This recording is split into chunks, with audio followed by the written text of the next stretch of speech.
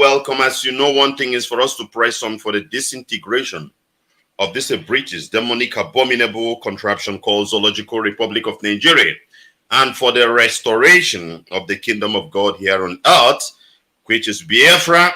Our land is at the center, and it is the longitude 0 and latitude 0, defined by us, by our own scientists, and that is where we lie. Nobody have to come and change it. Once again, I say Shabbat Shalom, and being this holy day, the Sabbath day, we always look into spiritual things, because Biafra restoration is always spiritual and physical. We tackle it in the physical, we as well look into the spiritual, so that everything will work out. Today is another day. We're going to look into some certain things, but before then, let us pray. Father, we thank you for everything. We give you praise. Hallowed be thy name. Heavenly Father, we thank you for the life of our leader, Mazi Nnamdi Kanu. We pray, O Lord God, Abba Father, that you will do that which only you can do and know how to do it by his unconditional release, O Lord. Father, even as he is in solitary confinement, O Lord, nothing will harm him. Nothing will harm him, O Lord, because you are with him. Father, you protect and guide him from every secret evil plan of the enemy against his life. Father, protect and guide him to the glory of your name. Jehovah Jireh, the same way we lift our ears and before thee, continue to pray that you will strengthen them, that indeed they will be able to overcome those who are trying to destroy us. May our own men bring them down before they attack us. Father, strengthen them. Heavenly Father, we commit the DOS also into your hand. We continue to pray, Abba Father, that indeed, O Lord, you will vindicate the DOS and strengthen them, shower them with wisdom, knowledge, and understanding. O Lord, Abba Father, protect and guide them. Bless them as well as they continue to do the work which your servant, our leader, has asked them to do. Jehovah Jireh, we commit Biafrans all over the world. We continue to pray that you protect and guide your people. Bless us, O Lord. Guide us, direct us, O Lord. Shower your blessings upon us as an individual, as a group, as we work assiduously, selflessly for the restoration of your kingdom here on earth. Bless us immensely, O Lord, to the glory of your name. Heavenly Father, Lord God, Abba Father, those in prison, we continue to present their tears, their cries, even their loved ones that are praying, that you will have mercy upon them, O Lord. Those in hospital or those who don't have money to go to hospital, Father, do what you used to do, Abba Father, by healing them completely. Heavenly Father, the same way we are praying for the poor and needy, the vulnerable ones, that human being has made their lives so difficult, the hardship, Father, that you will have mercy. You hear the cry of the innocent and respond. Father, the same way we pray for Biafra land, that Biafra will come, the land will be cleansed. Evil will go away from our land. Our land will remain holy, that we will kneel down, even on a Sabbath day like this, and praise you, and you will come down and accept every praises that your children has offered today. Daddy, only you will do this, and that is why we'll come before you. We ask you to do it, O Lord, as I make this prayer. In the mighty name of your beloved Son, Yeshua HaMashiach. Great Biafrans, today with me here are two guests, Mazi Ekwelonu Uzochukwu and Dr. Mbadiwe. Last Shabbat, we discussed about Genesis 1, 2, and 3. Although we didn't finish it, we'll still revisit next time. But on the process, we made mention about about marriage, interracial marriage, biblically and outside the Bible, how it's going to be. So this is what we will discuss today, the merit and demerit. And must we, as Biafran, continue to do it, or must we not? So first of all, I'm not going to participate much. I'll just be giving clue from the biblical aspect, what I see from the Bible side. And this gentleman will come in as well and lecture us more and more what they know about the Bible, about interracial marriage. And I believe all of us will learn a lot of things from them. First of all, I would like us to define what is marriage. What is marriage? And I will bring in Doctor. Doctor, you greet Biafrans all over the world and you give us the definition of marriage first. Just definition. Can you hear me? Loud and clear, Doctor. Shalom Nwachineke for having me. How are you doing? We bless the name of the Most High. Shalom Shabbat to everyone. I'm a Biafran. I send my greetings, happy greetings to Mazi Nwachineke and Nnamdi Kanu. And may Yahweh Elohim be with him, continue to strengthen him. He will indeed come out of the dens of the enemy victoriously. Marriage is a union between two parties. There's an agreement. It's a union of two parties, male and female, driven by mutual agreement and consented by the affected families. That's the definition of marriage. Thank you very much. Thank you very much. Let's come to Mazi Nwachineke. Mazi Nwachineke, introduce yourself, greet Biafrans all over the world, then just your definition on marriage. If it is the same with that of Doctor, then we continue. Okay. Greetings, Biafrans. For me, I would just say, first of all, my name is Mazi Nwachineke, and I'm happy to be here once again. Just as the psalmist said, that it is good for one to be in the presence of the Most High. So for me, biblically, marriage is a covenant. Marriage is a covenant. That is the only way I can put it. If I say union, because union can break up. It's like all those kind of things that we're experiencing today. But for me, it is a spiritual thing. It's more spiritual. Covenant between a man and a woman, just as a man has a covenant with the Most High through circumcision, so also a woman, we have our own covenant with our husband with the same thing that man has, which the man did circumcision and made covenant with the Most High. Is that same thing the man will use and make covenant with the wife. That's why we are advised to marry virgins, because that is the covenant. That is the covenant. Thank you. Thank you very much. So you say it's a covenant. Is it between who and who? Between the man and the woman. Exactly. I just want to hear that. You know, there are a lot of too much definitions of marriage these days. There is is an agreement or union or covenant between man and man, woman and woman, man and three, man and animals, and a lot of bestiality, all those. And that is why I asked that question. Doctor says it's a union, but you put it biblically. I know that if Doctor comes in biblically, maybe he may agree with you on that, but that is not the area we're going now. Let's go straight to these issues now. Interracial, marrying from your own tribe or not marrying from your own tribe. Mazi Nwachineke, what are the merits and the demerits of this thing now? And okay, first of all, what are the merits and demerits? Should two Biafrans married from their own tribe or extend marriages outside? For me, it is not advisable for Biafrans to marry outside of their people. The reason I said so is because, one, you have to preserve your race. You have to preserve your generation. You have to preserve your people. So when you marry within your people, you are preserving yourself. Because when you do mixed race, you are even scattering your ancestral lineage. You are scattering your ancestral lineage, because that is not how it's supposed to be. And also, it will help your lineage or your lineage, not to be corrupted.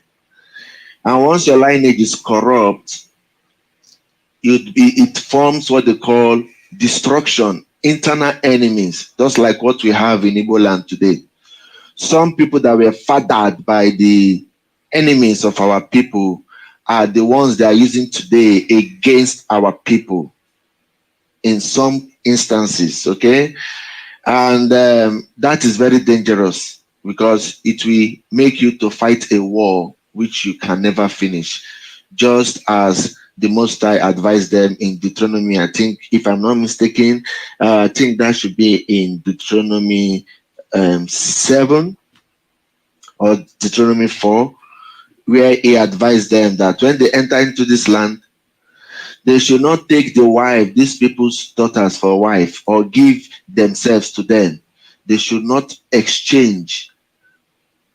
But because they decided to do that, the Most High said he will allow them now, they'll become their trap.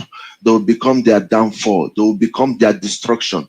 So apart from making them to have a different culture, a different tradition, a different way of worshiping the Most High, which is why they say they will lead you to sin. So all those things are the reasons why I think, according to the scripture, we should not encourage interracial marriage. Thank you. Thank you very much, Mazi Ekwelono. Let's come to Doctor and hear from Doctor the same question. Doctor, unmute yourself. Greetings, Biafrans, and greetings to everyone. Marriage outside our people is really not very good at all. Intermarriage is not good at all. And the Almighty forbids it from his people. Marriage would have been very good if the disobedience didn't come or didn't happen in the beginning. When disobedience happened, the Adam and Eve violated, the Almighty instituted marriage institution. But along the line, we saw how enemy came in. And the woman was deceived, and the man was deceived. And after that, there was a curse placed on them. There was enmity between the offspring of woman and offspring of the serpent. This thing brought about the division of humanity. We have two groups of people. And among these two, or within these two groups of people, there is the hatred, there is greed, and there is war. Walking a long timeline, before the flood, these two groups of people had populated. We have those who are good, and we have those who are bad. And the union between two of them is really crisis. This is one of the prevalent things that led to the flood. Genesis chapter 6. When the sons of God took daughters of the woman into marriage, there was a crisis. Intermarriage is so bad. Walking further along the timeline, we saw what happened after the flood. We saw what happened after Tower of Babel, when the Almighty put confusion into the language, and nations begin to emerge. When this thing settled somehow, the Almighty saw a man that had a good heart, and that man was Abraham. And he spoke to his heart, and Abraham responded. And the Almighty started to form a family through Abraham. And Abraham was warned not to take a wife from another race, another tribe, from those who do not know him. When we walk a long timeline, it is the only nation of Israel that the Almighty had worked with. Before that was individual.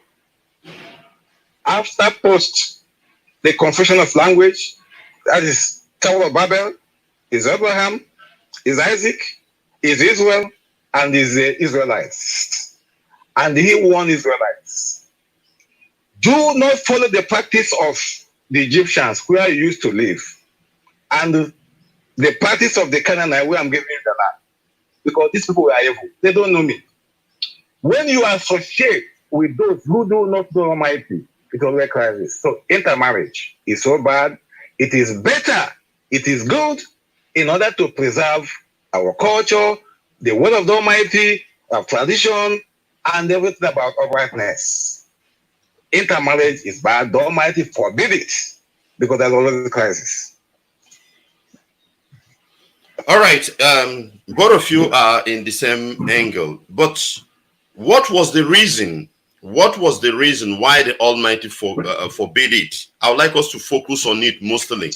Then we can come out. I'm coming, Doctor. You I will come back to you. I want us to pinpoint the specific reasons apart from other points we have made, like Mazi Nwachineke made a very vital point. They are saying that to preserve your own race, your own tribe, that is one big advantage in settling with your people, is very, very important. But now we are people of the Almighty, and we have seen it biblically, like where Mazi Nwachineke was trying to quote. That is Deuteronomy chapter 7. Deuteronomy chapter 7. Maybe I can read it starting from verse 2.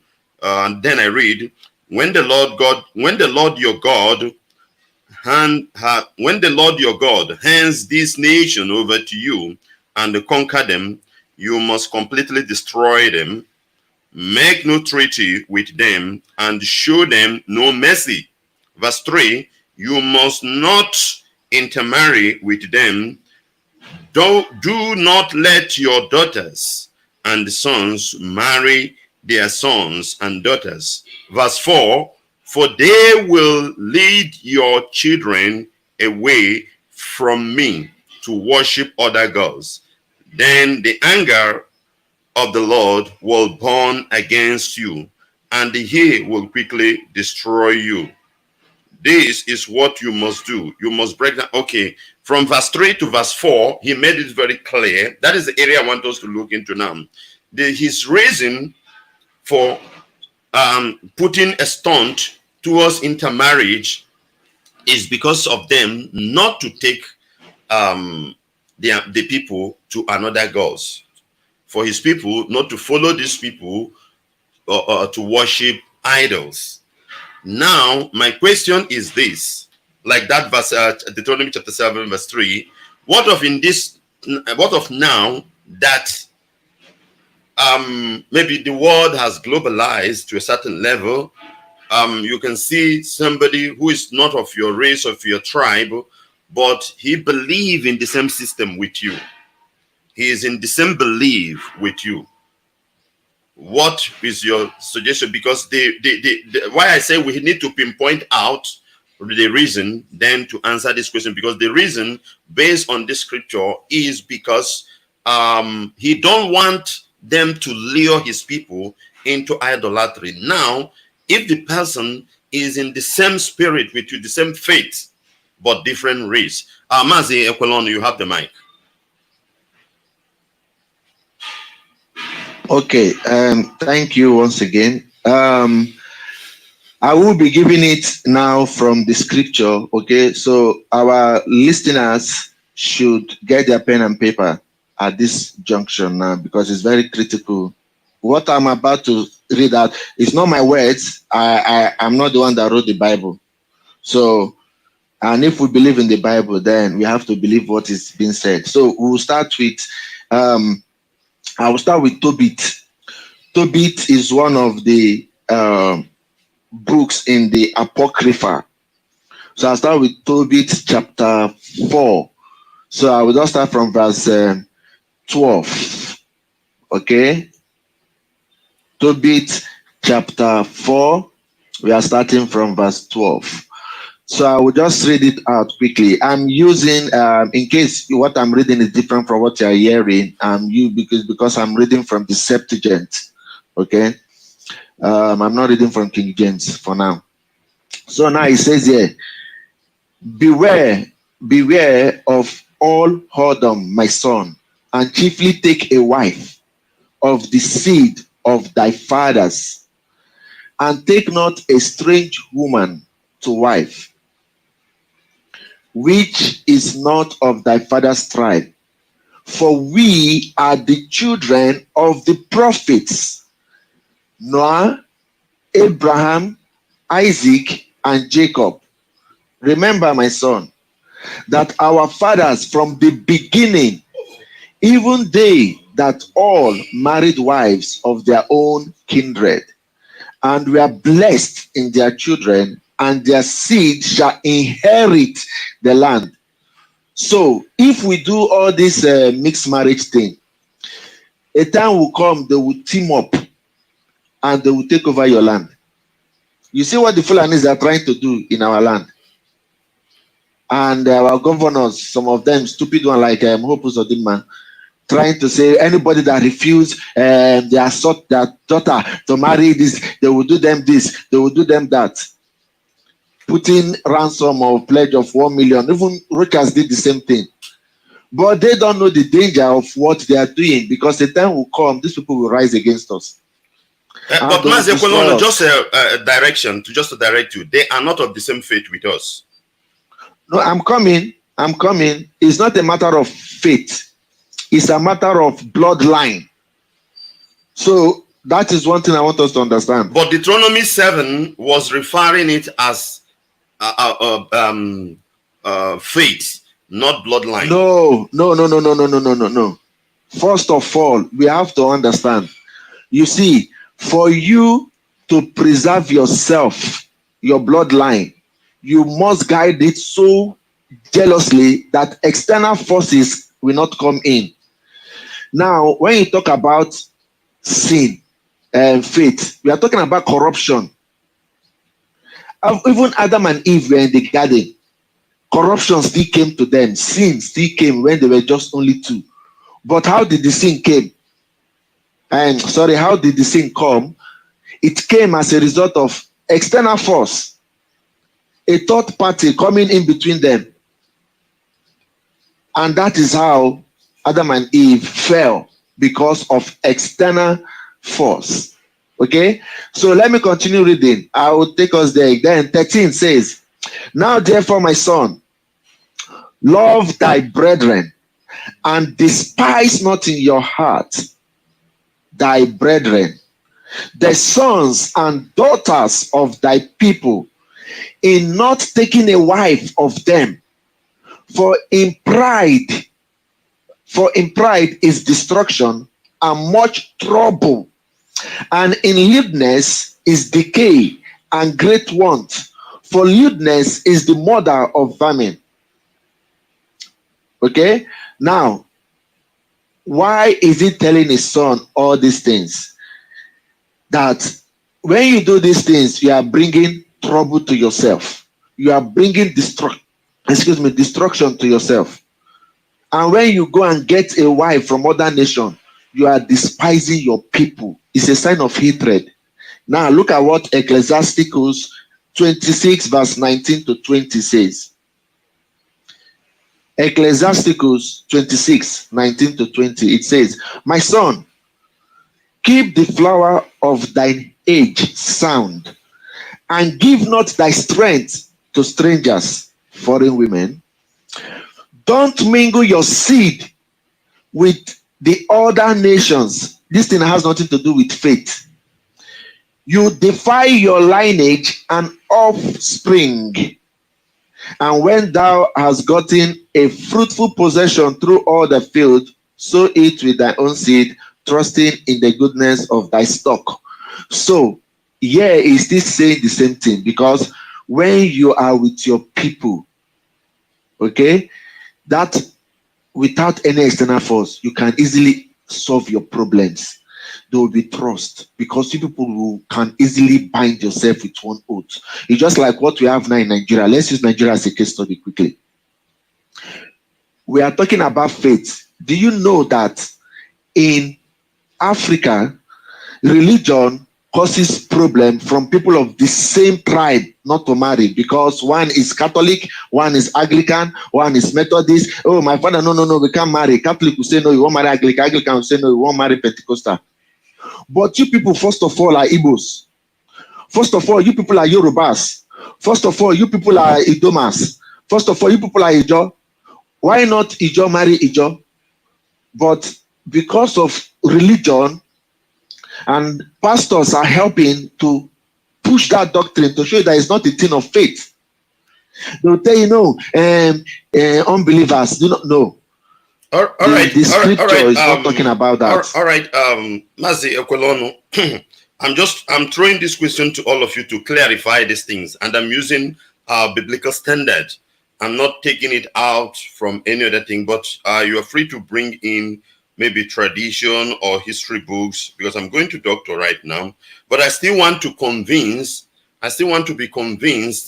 The reason why I see in Deuteronomy 7, because I respect the law Moses gave, is because he don't want these people to lure them. Because if you remember what happened in Numbers, after Balak called Balaam to cause these people, it couldn't work.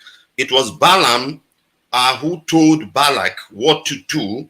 The only way you can get these people is by luring them into sin. And one of the way was to leave their women. Their women mingled with the men of Israel. And the major thing there is that after coming together, they were lured to worship idol, which the Almighty said, no, he don't want. Not just only because they commit fornication, because in Israel, if you commit a fornication, is a sin. If you commit adultery, is a sin before the Almighty. Not just that, but the essence of that was because we saw the plague in Numbers when it comes, and it was killing a lot of people. The sin there, the major sin there is for them not to lure them into idolatry. This is number one, because I just want to be clarified. Then, if you will go to 1 Kings chapter 11, if you read from verse 1 to verse 9, you see that it was repeated again regarding Solomon.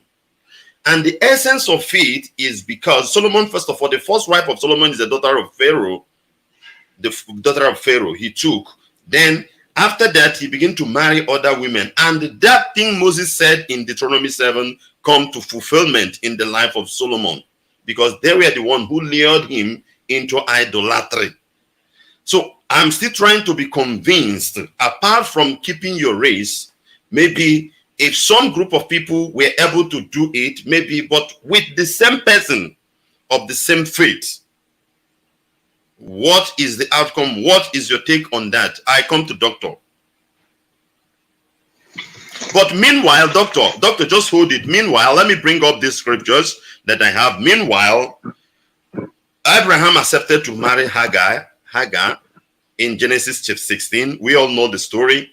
But because of covenant of God to establish a nation, Hagar was chased out to continue with Isaac.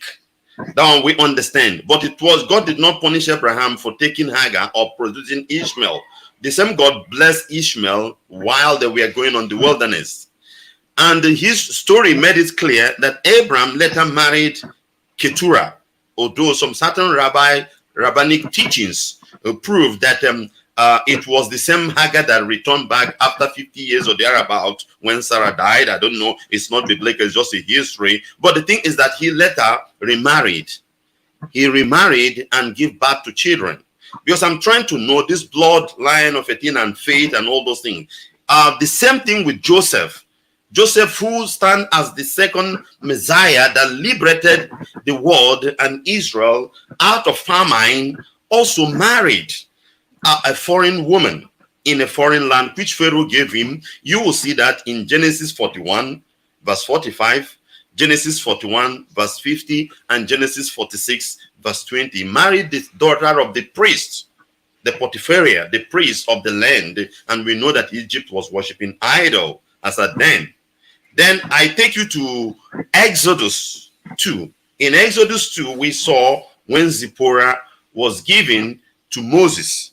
Zipporah is from the Midian, the daughter of a Midianite, a priest of that area, married to Moses and gave birth to the sons Moses have. Then we also know what happened in Numbers 12. Numbers 12 verse 1 and 2, Moses marrying a Cushanite woman, which a lot of scholars have been debating on that, whether it was Zipporah, because you remember, is it Exodus 18 or thereabout, when the father of Zipporah, Moses' in-law, Jethro, returned back the daughter and the son, as if Moses chased them out or whatever, divorced her or whatever. I don't know, but it's an argument that scholars are still discussing. But the thing there is that is either Moses take the second wife or it was a foreign wife he took. Now, if they could not lure Moses into sin, what is that issue till now in interrelation marriage, apart from keeping your race, your tribe? How is it still affecting us in the faith when the person is in the same faith with you, or you can bring this person into your faith, into your own faith? Because I have some scriptures I was able to search in Numbers 15, 16. It said the same thing is applicable to the to an Israelite, both foreigner and a native born Israel. God accepted their things. God allowed them to mingle. When they left Egypt, there were Egyptians that followed them, intermarry with them, become part of them. Somebody like Timothy was a half Jew and a half Gentile, but still the apostle accepted him and all those things. Doctor, I bring the mic to you just in 5 minutes to give us the reason, your reason why you still don't be in support of that. Greetings, Biafrans and everyone. There are so many things and everything many things. There are so many things people misunderstand. And this thing goes back to how or where one starts. Faith is superior to bloodline. And faith has been largely misunderstood by many people. Faith is not religion. Faith is superior to religion and more than what many people understood. Let me take us to Exodus chapter 19. Exodus chapter 19 was shortly after Israel left Egypt. In Exodus chapter 19, the Almighty told Israel, starting from verse 5, now therefore, if you obey me fully and keep my covenant, then out of all nations you will be my treasured possession, although the whole earth is mine. What is this in telling us? The whole earth belongs to the Almighty, and his children will be determined by those who obey him fully. This tells us that in every place, there are people who obey him fully, and there are people who don't obey him fully. And this brings two groups of people. These two groups of people are found anywhere. And that is why faith is superior to bloodline. Faith is superior to race. Faith is superior to custom, tradition. Understanding this, let us look at Leviticus chapter 18. This is shortly before Exodus. Shortly before Exodus. Because when we walk a long timeline, we get every point correctly. Leviticus chapter 18, verses 1 to 4 reads, the Lord said to Moses, speak to the Israelites and say to them, I am the Lord your God. You must not do as they do in Egypt, where you used to live. And you must not do as they do in the land of Canaan, where I am bringing you. Do not follow their practices.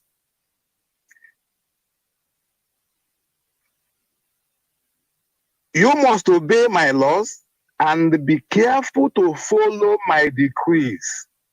I am the Lord your God. Keep my decrees and laws, for the man who obeys them will live by them. What are we saying? When it comes to marriage, there are two kinds of marriages. We have intra, we have inter. Intra can be within the same race, but we all know that even within the same race, many people are evil, many people are wicked. Bloodline of many people are impure because of their way, because they don't obey Almighty. They are wicked. So as long as we walk by faith, doing the will of the Almighty, obeying, no matter where you are, the word of the Almighty will transform you. We are not restricted to marrying our own when our own is evil, when our own do not know the will of the Almighty. After all, the Almighty said that he has people in other places. So the people of the Almighty, they are not only Israelites. And we should know that it is Almighty that named Israel, but Almighty did not name Israelites. It is Jacob or Jacob that the Almighty named Israel. So Israel is from above. That name is divine. It means one overcome with the Almighty, Israel. Jacob worked so hard. Jacob walked by faith. And faith is simply this. This is what many people do not know. Faith is go, be, do. When we go to where the Almighty wants us to go, it is faith. When we do what the Almighty wants us to do, it is faith. When we become what the Almighty wants us to become, it is faith. And this is what obeying Him fully is all about. Not to partial obedience, not to bloodline, not to race, not tradition, not custom. It is being in line with the will of the Almighty. Faith is not feeling. Faith is not inherited. Faith is not expression of the word of mouth. Doctor, let me put faith is an exercise based on Doctor, and acted upon. Doctor, let me put it to you while you are analyzing. So, you is acceptable from your own view to marry a different to intermarry with somebody who is in good bloodline, if I will use that one, that are keeping the laws of the Most High, than your own bloodline, your own tribal man who is not in line with the way of the Almighty. Is that what you are trying to prove? Yes, not every Jew is Jew. Not every Igbo is Igbo. Not every Igbo is good. Not every Jew is good. Yes. When anybody comes to understand and is willing to do the will of the Almighty, will be willing to do the will of the Almighty, don't look at it. Look, it's not bad to unite with a person in marriage. And like my colleague talked about covenant, there are many covenants. Covenant is a sort of agreement. There must be agreement in that covenant. And there's a one-sided covenant. There is a bilateral covenant or two-sided covenant. And the marriage belongs to two-sided covenant. And a marriage has obligation. Okay? And the marriage can be faulted when any of the party defaults. Because it is an agreement between two parties. Anything that involves two parties is limited, depending on how the parties drive the union. A marriage should not be a do or die affair. Everybody must abide, must comply to the times. All right, doctor. All right, doctor. Because of time, so that let's come to Mazi Nwachineke to hear from him regarding this involvement now that is coming out. Mazi Nwachineke, from what we are trying to balance now, I don't know whether it will be balanced from your own side regarding the bloodline you made mention, apart from the tradition or whatever to keep your race, but in order to worship Almighty, the Almighty Creator, in order to follow Him faithfully, within your own race, within your own tribe, you notice, number one, do you agree that within your own race and tribe, there are bad bloodlines? There are bloodlines there that have been polluted or corrupt, that may not suit you in marriage. In that case, is it permitted to marry another bloodline or race or tribe or whatever you call it, that are in good term with the Almighty? Mazi Nwachineke, I believe you understand my question. Yeah, I understand what you are saying, okay, and I understand the point which our brother here is coming from, okay. But there's one thing we must put at the back of our mind. When it comes to Israel, the Most High deals with them as a people, not as individuals. And what we are talking about in terms of marriage, preserving your people, we are talking about preserving our nation. As it even relates to what, for me, I like to be practical. Relating to what we have on ground, just as we are fighting now to liberate ourselves from Biafra restoration, from this contraption we find ourselves. It's so difficult for us because of some of these factors we are talking about now, like marriage. If we go back to the same Genesis, Exodus 19, our brother raised up here.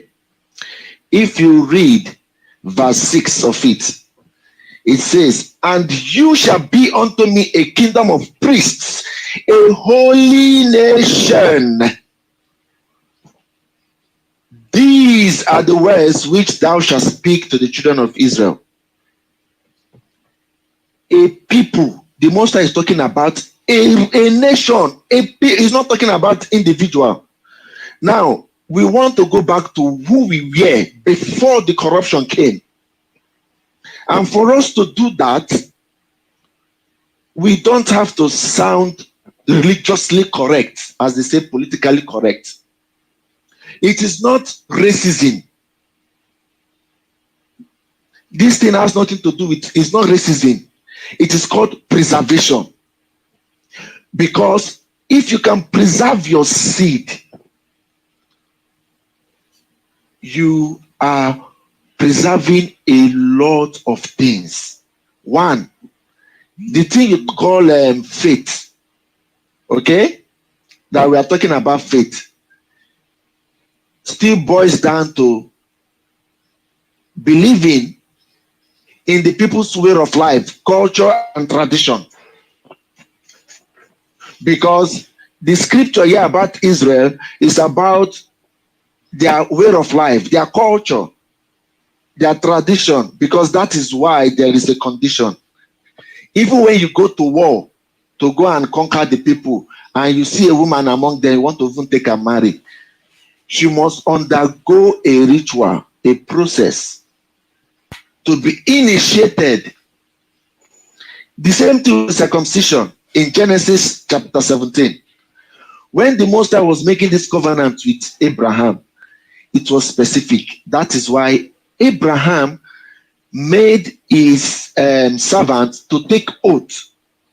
Why? Because the Most High have told him a nation will come out of him. Now he's trying to preserve this nation to remain intact, so that the covenant he had with the Most High will be kept. Because if he goes out of it to go and do something else, even though his faith is as mighty as anything, it will not come to pass. Because first of all, faith without obedience is useless. Abraham had to make the servant to swear to go and get a wife for Isaac, his son. from his mother's place, from their own place, among their own people. Excuse me, Mazi. Just in line, you continue with your analysis in 2-3 minutes. I just want to chip this thing. So you are against your argument. You are against intermarriage, even though the person may be maybe following the way of the Almighty. Then you prefer to still go to your tribe or your clan or your relatives or your race, to, even if the person is in the same bloodline but a bad blood, if I will put it in that way, that because even in Igbo land, I'm coming. Sorry. I may use the word bad or whatever, but just understand me. They are in Igbo race in those days. I remember 80s as a child, not this modern days now, Facebook marriage, social media marriage. In those days, before they marry, I remember a particular marriage. They have to go and ask questions and ask na and all those things. I remember a particular one they asked. They said there is a trace of this in their lineage, and that marriage was cancelled. I'm telling you what happened in 1987 or 86 or 87. Then I was just a little boy, very little, but the discussion was within me. I still remember it is still green, because those kind of threats is no more now. Are you telling me what we are? Just want to clear it off. You continue. Are you telling us now that even if you trace and find out you are a person of the Most High, and you find out that this person of your same place has this thing in their lineage, but this person from the other side, different race or tribe or whatever, is also following the way of the Most High in this modern day, but he has a good, he or she has a good blood. Okay, let's say she, because we are talking, we must concentrate on bringing in into our family, we bring it in into our congregation, has a good bloodline and a good character or whatever. Are you saying that it's not acceptable to take her, then it's not acceptable to take her? Rather, you take that of yours despite whatever that is in the lineage. Is it? I just want you to clarify it from your argument. Just a few minutes. Look at what you are trying to create. You see, you are struggling with the analogy you want to create, because you know that it's not possible. It's not working. Okay. Now let me help you to. No, I give you a question. Don't help me. I'm coming, brother. I'm coming. I want to answer your question. So now what you are telling me is this. I see a Fulani man, a Fulani woman, okay, that is better than an Igbo woman, okay, because that Igbo woman his lineage is evil. So because the Fulani woman is worshiping God, okay, I will now marry the Fulani woman and leave that Igbo woman that is evil. Is it not what you are saying? You localize it. No. Exactly, I want to help you, because you say another race. That is what I'm saying. And I'm helping you now. I just pick a race now to help you illustrate the example you want to give me. Exactly. Let's trying to say, so that we answer you. Let's agree. But you would have lived Fulani, take another race. Okay, Hausa. Leave Nigeria as a whole. I can't leave them now. These are the people we've been together. There is a reason why I say you should. But just go on. A Jamaican. You say a Jamaican, for example. Go on. Okay. Now, there is one thing you should know. That one family you went to in Igbo land, for example, are they the only Igbo people in your land? You see, that is why we have to be very, very careful. When you talk about faith in our today contemporary world, you have to understand that it is all about denominations. That is what we have. In the sense that even if the person they claim that they worship God, which is a process, because the name God is a process of pouring libation or invoking. Later we will talk about God, so that we see how God started, that word God. So now, if that person believes in God, but what his own denomination stands for is the faith of our own determination, denomination. For example, somebody of Winners, okay, may not have the same belief system in terms of faith with somebody from Presbyterian, but they are of the same people.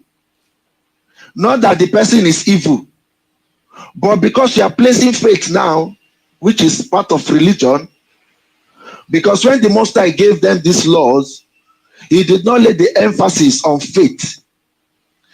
That was why No, Mazi Ekwelon, he laid in that Deuteronomy 7. He laid emphasis for them, because he said, even don't sign treaty with them. Don't sign any treaty with them. That is what I'm saying, my brother. He did not lay it as in, look at what I'm saying here. The Most High did not give faith as a condition. What he gave was laws, statutes, and commandments. Okay, that was what he gave them. And what is all right, Mazi? You have to round up. Time is not wait. On our side. What is sin? Mazi, what is sin? Let us go to First John. Mazi Ekwelon, I don't know if you're hearing me. Time is not on my side. I don't need to take my colleague's time. We have to round up. I wish you would have made up that point in 30 seconds. I'm just rounding up, brother. Just in 30 seconds. I'm just make up that point, because people are listening. Yes. So that they will learn one or two things here. So, for me, 1 John 3:4 is what I want to use to settle this matter.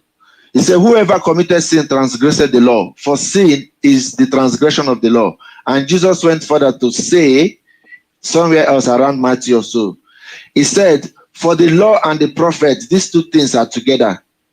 No man must break it. If you teach anybody to disobey the law and the prophet, okay, you will be the least in the kingdom. But if you support and encourage people to do that, they will be the greatest, or they will be great in the kingdom. So in summary is this: the Most High did not make faith, okay, a component of what he instituted. He only made obedience a component. He only made obedience the most important thing. That is obedience with a sacrifice. So if you cannot obey what the Most High have said, if you like, be in the sky. That's why Moses did not enter the promised land. All right, thank you very much, Mazi Ekwelon. Thank you, Mazi. We can continue now because time is not on my side. I have to end this broadcast because another broadcaster will take over. Thank you very much. I think what we will do, we need to discuss this more and more on Facebook. I will call you later. So that after the discussion, I will record it and have a time to play it on radio for people to hear. Thank you very much. Thank you, Dr. Mbadiwe. Thank you, Mazi Ekwelon. I believe next week we are coming back here to continue with other topics. Thank you very much. This is Radio Biafra Hausa Service 2 coming to you from the platform of Radio Biafra London under the leadership of one and only Onyendu Mazi Nnamdi Kanu, Muhammadike, one of Biafra land. We bring this program to an end at this moment with a word of prayer. Heavenly Father, we thank you, Lord God Jehovah, for the life of our leader, Mazi Nnamdi Kanu. We thank you, Lord, for the ESN. We thank you, Lord, for DOS. We thank you for IPOB. We thank you for Biafra land. We say, hallowed be thy name. Blessed Redeemer, be thou exalted, O Lord. Take glory, Almighty God. Continue to protect your people day and night to the glory of your name. We make this prayer in the mighty name of your beloved Son, Yeshua HaMashiach. And I leave you with this word. The Bible said in Psalm 18:25, to the faithful, you show yourself faithful. To those with integrity, you show yourself integrity. To the pure, you show yourself pure, but to the crooked, you show yourself shrewd. Psalm 18, verse 25. Shalom. Shabbat shalom.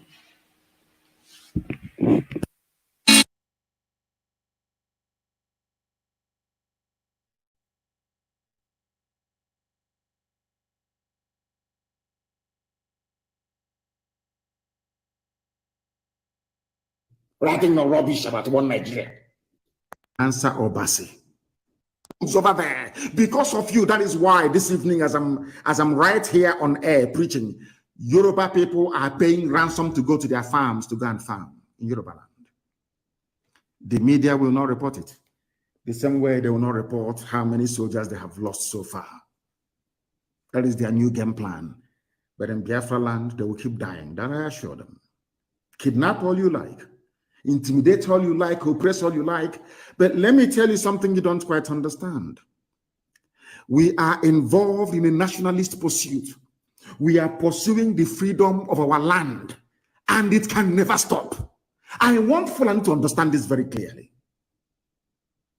Understand it very, very clearly. We are not going to stop. Not today, not tomorrow, not ever. If you have come to our land to kill us, you are going to die there. That I can assure you. I am not perturbed by the tag of terrorism, by the tag of you're proscribed, the proscribed, outlawed IPOB, a human being in Nigeria who is suffering, a journalist who is suffering, a media house that understands the pain, the suffering, the anguish, the torment that the people are going through every day is writing this junk on a daily basis.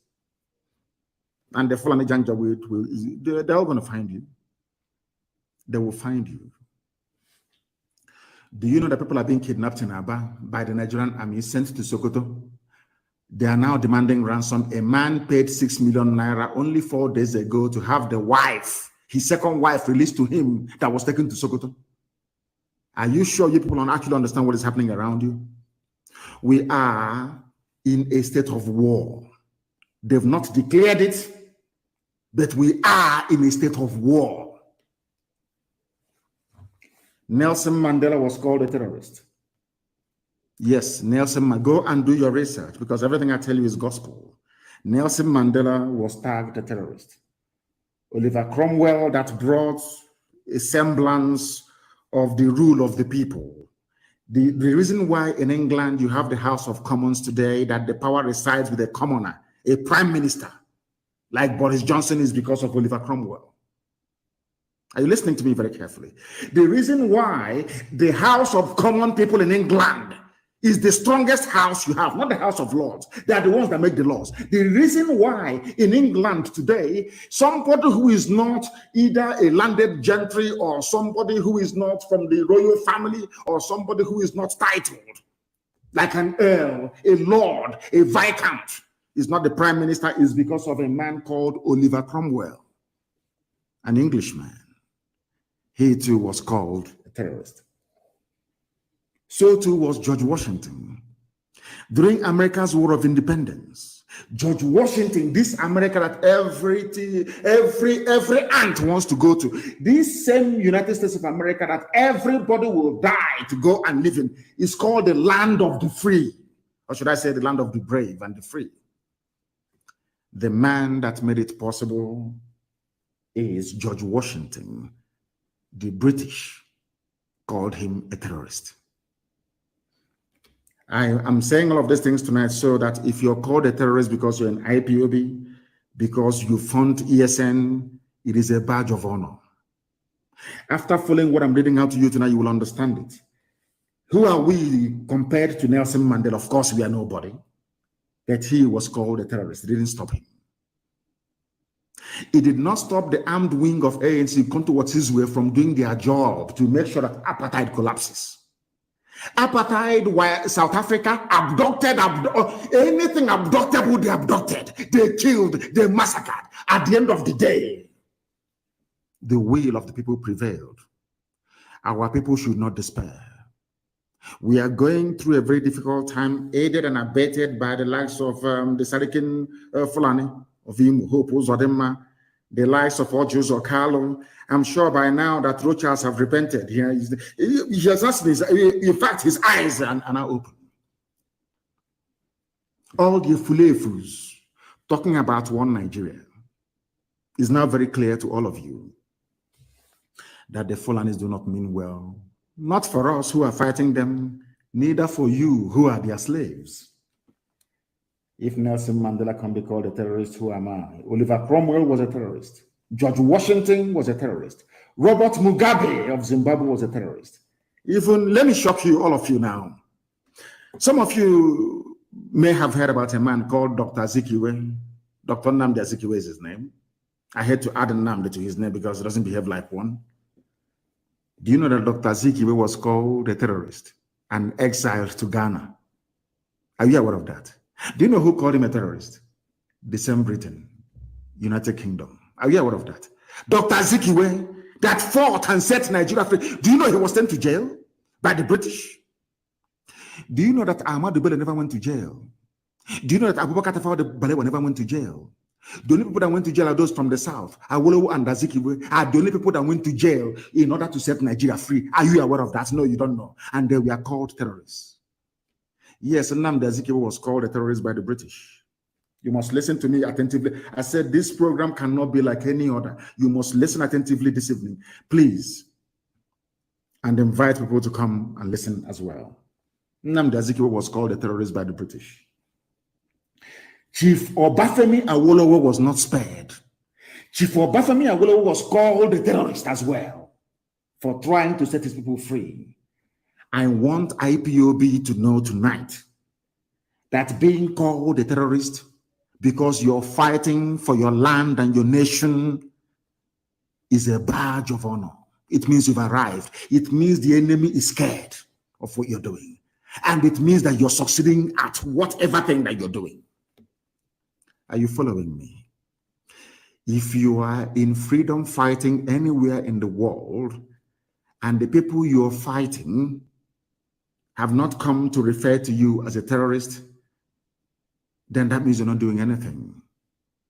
That means you're not threatening the status quo. Do you understand me very well? That is why in our case, where there is no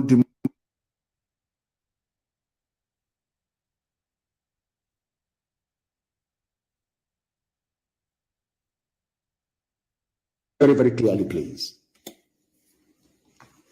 Awolowo was also a terrorist. For the sake of Yoruba journalists in working for Channels Television, all those Yoruba people writing for the Punch newspaper, I also want to let you know tonight that Awolowo was once a terrorist because he was fighting for you. I hope you understand what I'm saying this evening. The world knows we are not terrorists.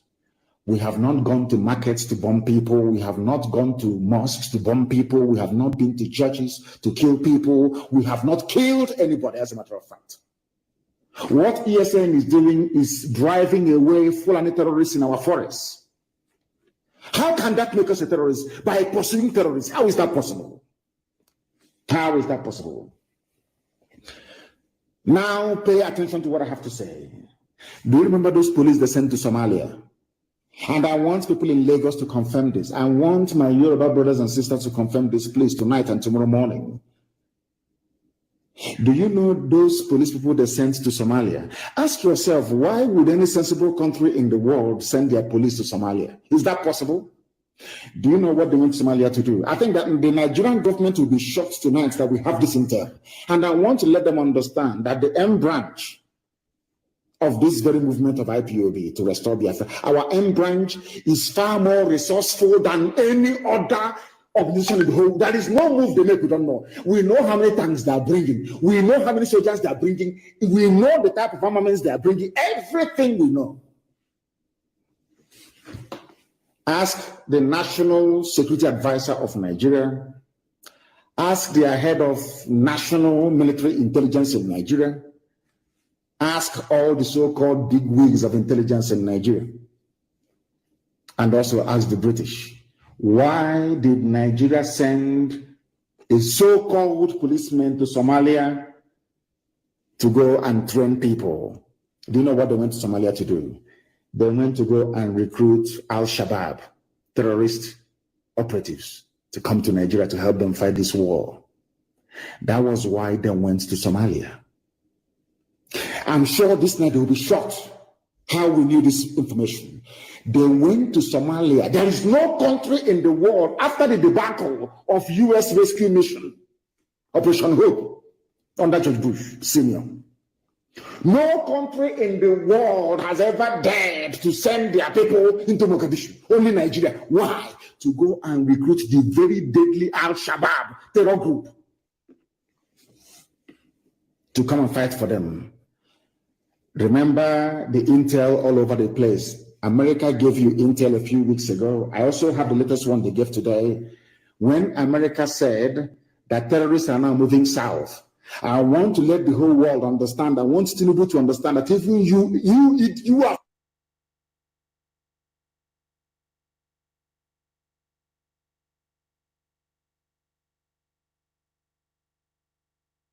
you're not safe. They do not have the numbers to fight in the south. So they are complementing it with terrorists they are now recruiting across the Sahel, but most importantly, Al-Shabaab in Somalia. That was why they went to Somalia. Have you had any updates since they went to Somalia? Have they tried to show you anybody they have recruited from Somalia or how they're helping the Somali government? Have they done so? The answer is no, because their motive there is sinister. They went there to go and recruit Al-Shabaab terrorists to come to kill all of you, shouting one Nigeria with green, white, green flag.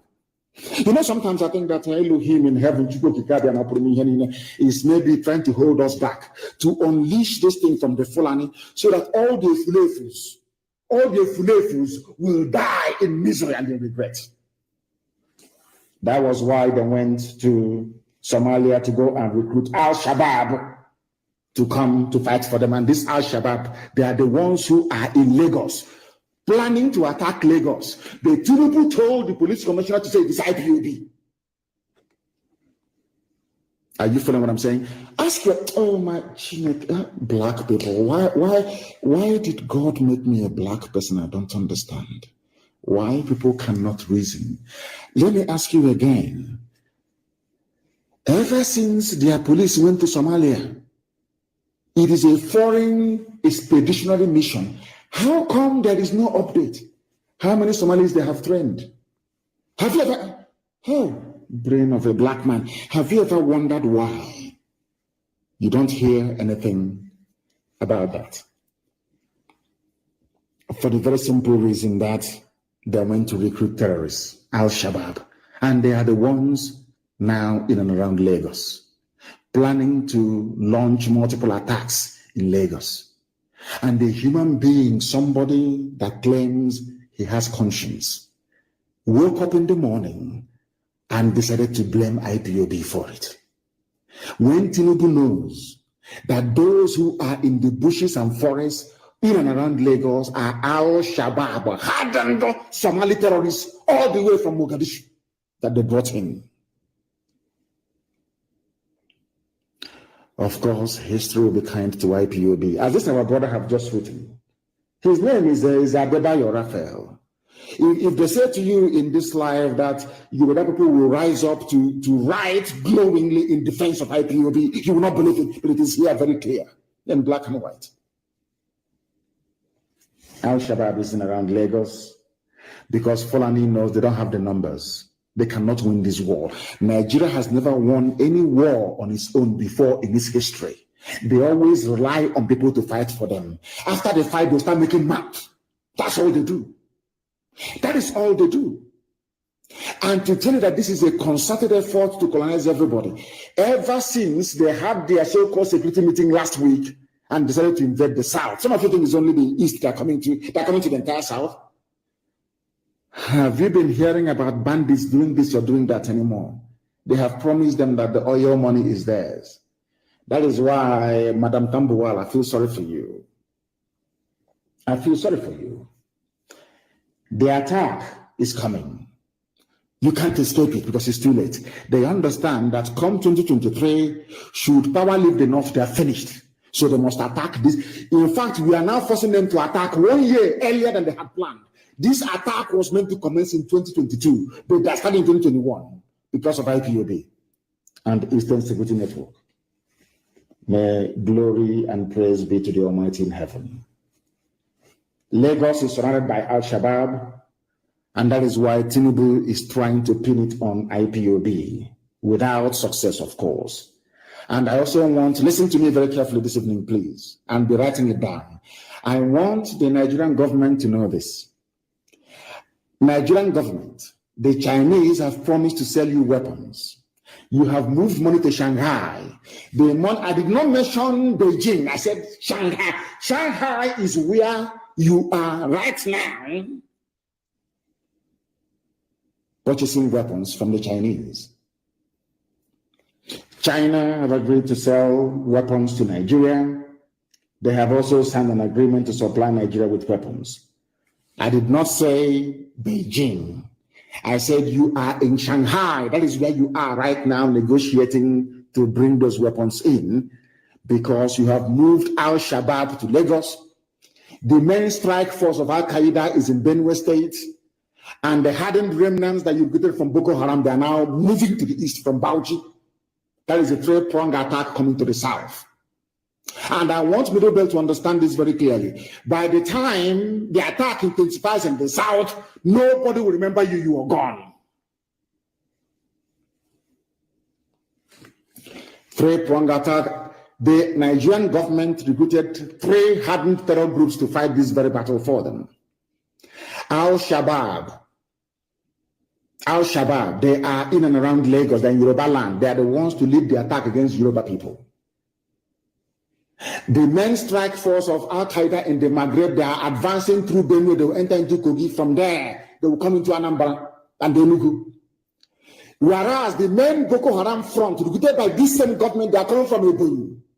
But their base is in Bauchi, they are coming from Bauchi. That's where the armor, that is where the tanks are that they have given to them with which to come and kill people, because they have promised them the oil and gas in Biafra land. And that Allah gave Nigeria to Fulani people. Today's date is the 16th of May, 2021. I pray to Elohim that this doesn't come to pass, but it's going to happen.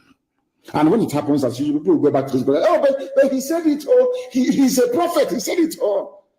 Because you cannot stop what is coming. And I want you to know those to blame when they start massacring your men, women, and children. You will blame Obasanjo, you will blame Tinubu, you will blame Odios Okalo. You will blame, I don't even want to mention the Sarakin Fulani Hope, which is irrelevant. You blame Rochas Okorocha. You blame the Nnamdi. You blame Iwanyan. You will blame Mrs. Tambuwal. You will blame the likes of Edwin Clark. All these appeasers of Fulani. They always appease Fulani. They want to please them. One Nigeria. The person you are doing one Nigeria for, does Fulani believe in one Nigeria? So you think that by Fulani opening their mouth and saying one Nigeria, they are doing it because they love you? Are you stupid? Are you that foolish? They're doing it because they want to conquer you. And in fact, you are conquered already. You are conquered already. Nigeria, are you not in Shanghai purchasing weapons right now, this very night? True or false, we know. When you bring them in, we are going to know. When you deploy them, we are going to know. When we destroy them in Biafra land, we will also tell you that we've destroyed them. That is to let you understand that our own intelligence is more than yours. Because in Yoruba land right now, not only are they refugees in Benin Republic, which some of them do not know, because the news is being suppressed, Yoruba people are paying ransom to go to their farms. Ask yourself this question.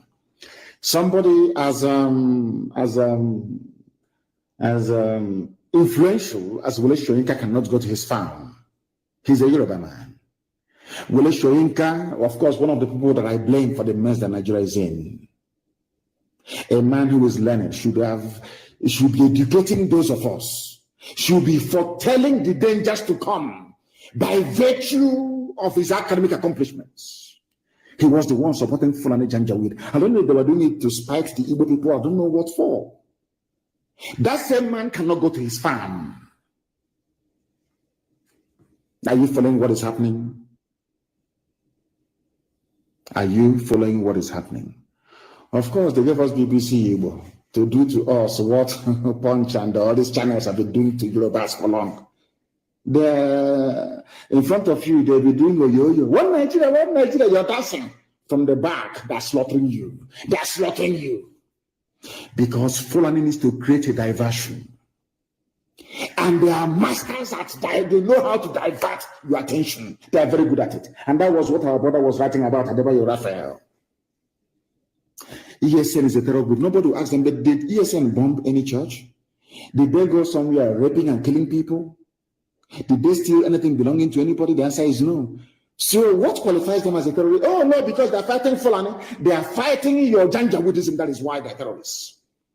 And being black people, very cowardly, very wicked, all of you are quiet. And I said this thing before, and I will say it again to the hearing of the whole world. Black people are suffering all over the world because we are a very wicked race. You can never see something evil happening and rise up to say that this is evil. Regardless of that person's ethnicity or tribe or religion, you say this thing is evil. I was in detention. I was paying for wrongfully convicted and wrongfully accused northern boys to have access to decent legal representation. I was paying for it. I was in detention. I was paying for it. I was paying for people who were wrongly accused of being Boko Haram members to be set free. I did not mind which tribe they came from. There is a video circulating, and I want all of you to take a look at it. I was in High Court. I was the one that paid for their parents to come to Abuja, to High Court, that I may tell the whole world where their children were being kept. I did not do it because they were Igbo or Efik or Ibibio or Biafra. No, not at all. Because they are human beings. And the truth must prevail. And I'm telling you, maybe that is the reason why, despite all their attempts to kill me, they have not managed to do so. Because this God that we serve in heaven can see the hearts of men, even in secret.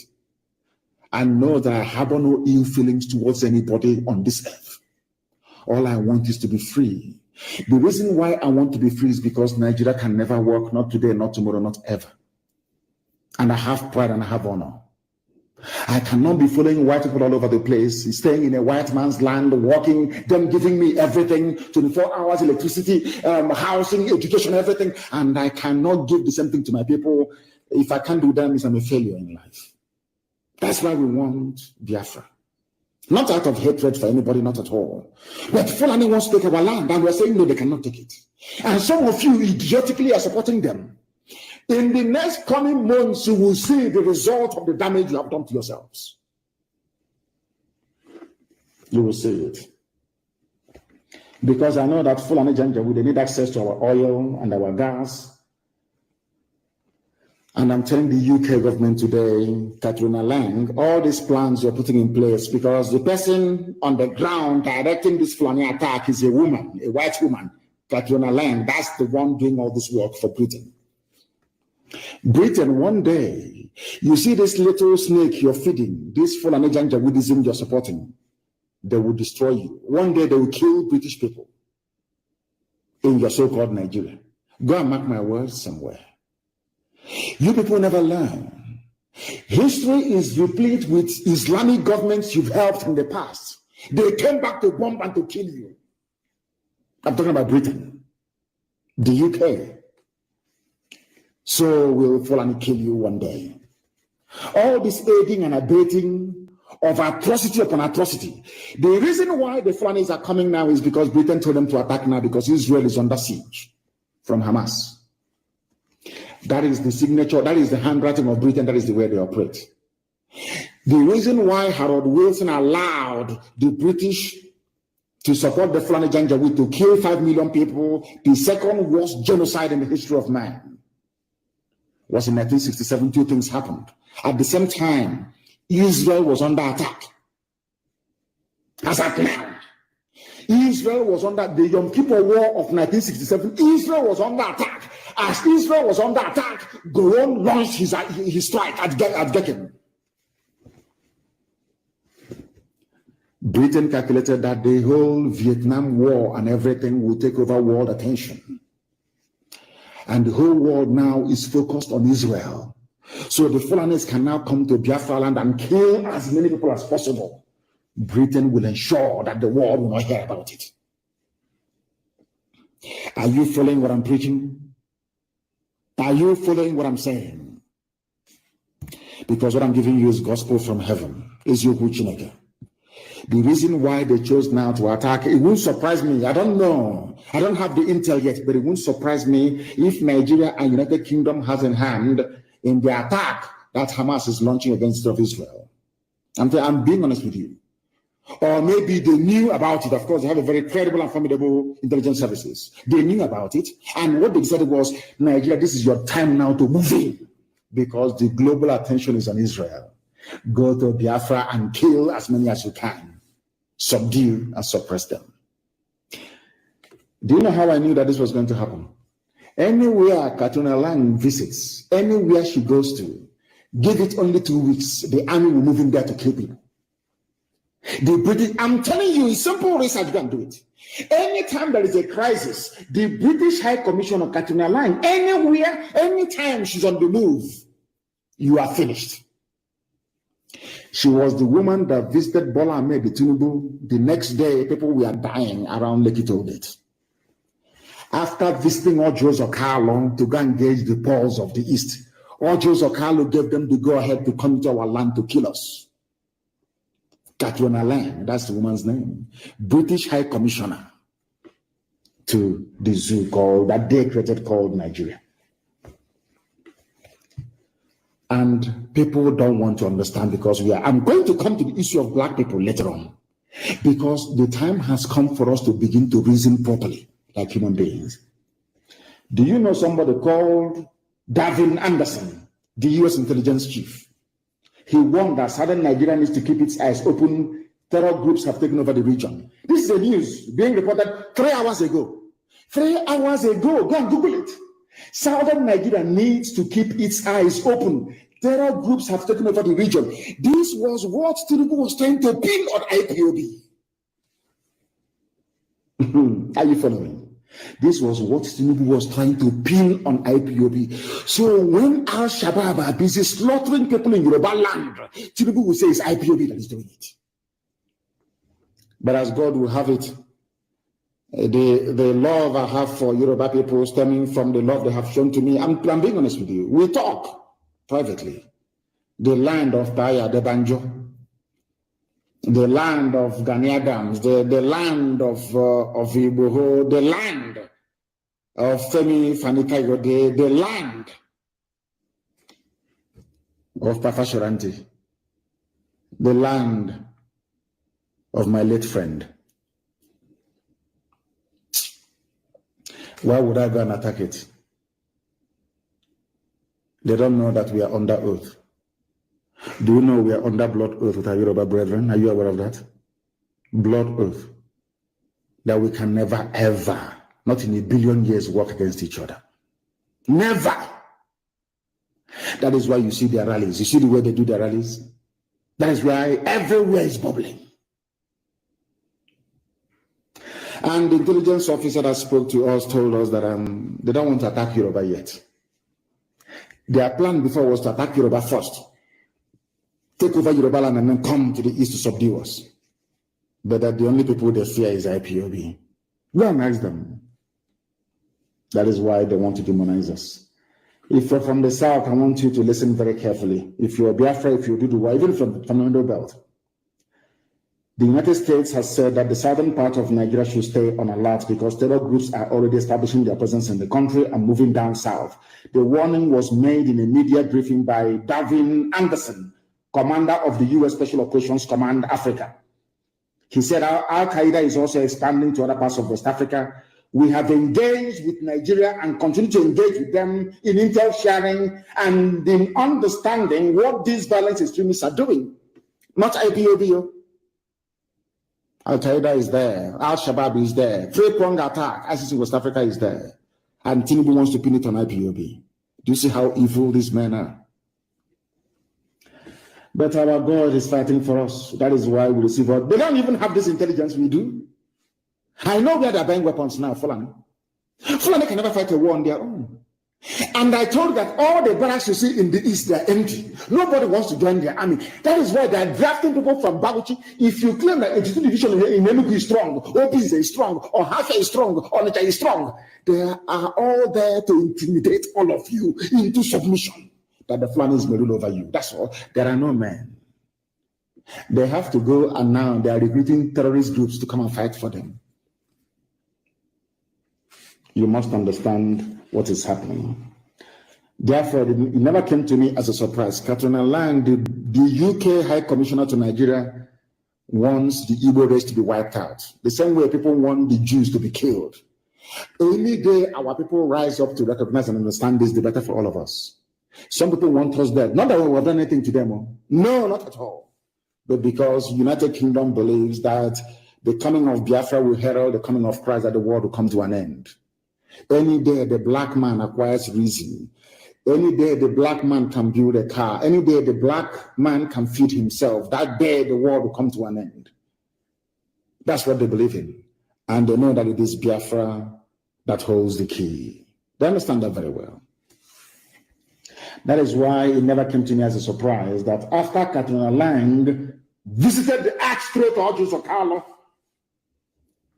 the very amorphous, headless monster known as Fulani Caliphate declared effectively the Second Biafran War. Something tells me, as I told you earlier, that the timing of this war on Biafra has something to do with Britain, because in like 1967, Israel today is at war the same way they were at war when Nigeria attacked Biafra in 1967. They now want to use it as a cover to commit genocide. And I'm telling Biafrans tonight that we are effectively on our own. We have been given two choices by the United Kingdom, the slave masters and the colonizers. The UK have given us only two alternatives, and I call it the devil's alternative, of course. We either submit to the will of their puppets, the Islamic Caliphate, or we will be wiped out from the face of this very earth. The question you must ask yourself tonight as a Biafran, as a Southerner is, do you want to be a slave to the Fulani Caliphate, or do you want to die on your feet? Live for 1,000 years on your knees, as most of them are doing without even knowing it, or you die on your feet. The devil's alternative. Whichever option we choose, men are going to die.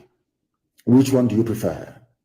Are we going to fight and die like men, or are we going to submit to a life of Allahu Akbar?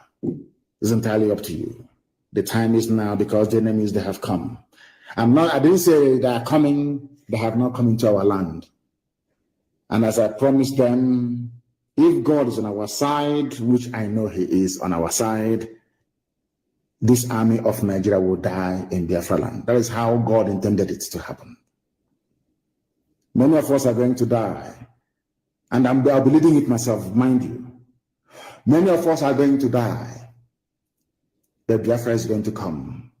And everything called Nigeria will perish in Biafra land. The world must be prepared for what is to come.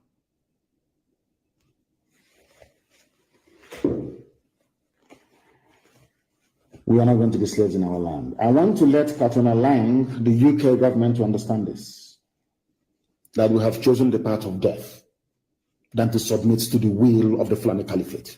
Death is better for us. People are dying every day. They're not human beings. People are dying every day. Are we better than them? Those who are dying, are we better than them? We must develop the mindset of the Afghanis. In Afghanistan, that is why Afghanistan cannot be taken. It doesn't matter the firepower you have. NATO is in Afghanistan. Have they taken Afghanistan? The answer is no.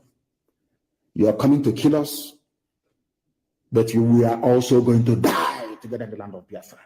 Let anybody say I did not warn them, because things are going to start happening in the next 14 days. When it starts happening, if Fulani may talk and yap and write their rubbish. But now that the Fulanis are kidnapping our people, disappearing us, killing people in truckloads, nobody's talking. We must make our land impregnable for them. And that will involve a lot of destruction. I'm saying it live on air so that all of you will understand. To slow the advance down, we need to destroy a lot of things. We must destroy a lot of things. That is how all of you will come to your senses to understand that we are in a state of war. They want to circle us. They are using the flavors amongst us to try to be, assuaging your, should I say, your bruised egos, all of you, writing no rubbish about one Nigeria. From next 2 weeks, we are going to start dying for what we believe in. Not 1 or 2 or 3 or 4. We are going to die en masse, and we are going to take them with us. By the time the slaughter happens, it will be so intense that you see that CNN, they'll come to Biafra to cover this very war that is about to happen. You see CNN, all of them running away from Biafra, they will cover it by force because we are going to kill every Nigerian soldier on Biafran soil will die. God is my witness. And I will lead this very army myself. I want the UK to understand that we have chosen to die than be slaves. At the end of this newly declared war against Biafrans, many of us will perish, but out of these very ruins, Biafra is going to rise up again to the eternal glory of Chukwu in heaven, that his will may be done on earth as it is in heaven. I want them to understand. Let it not be tomorrow. People say, oh, but the suicide bombing is not part of our nature. It's not our life. It's not our culture. Now, that Fulani are there. We are going to die with them.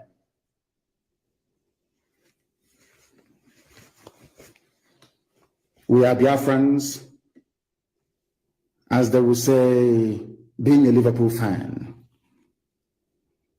What we do in life echo in history, as they sing.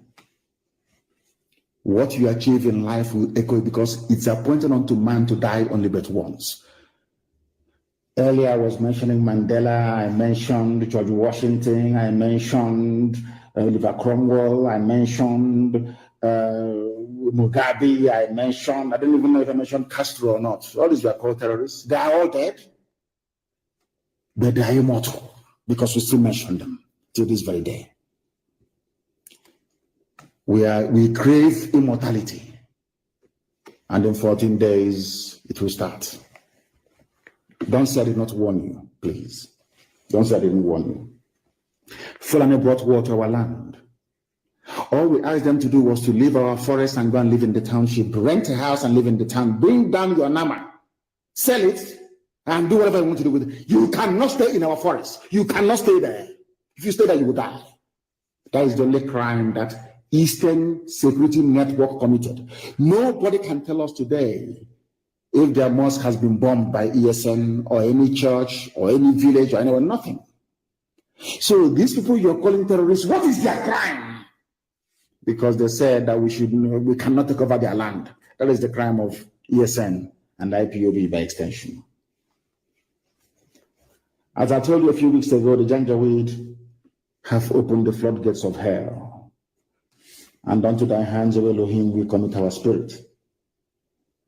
As they will say in one very popular movie, those of us who are about to die, we salute you.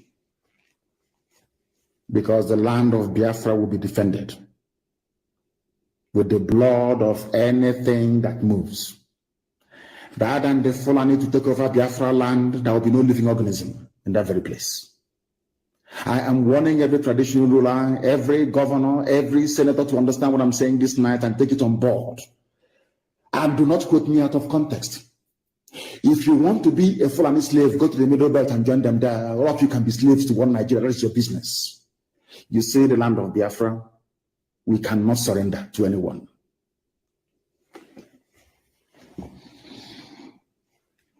Now, I don't want anybody to lament. Oh, they have killed us here. Don't stop lamentation. All we need is action.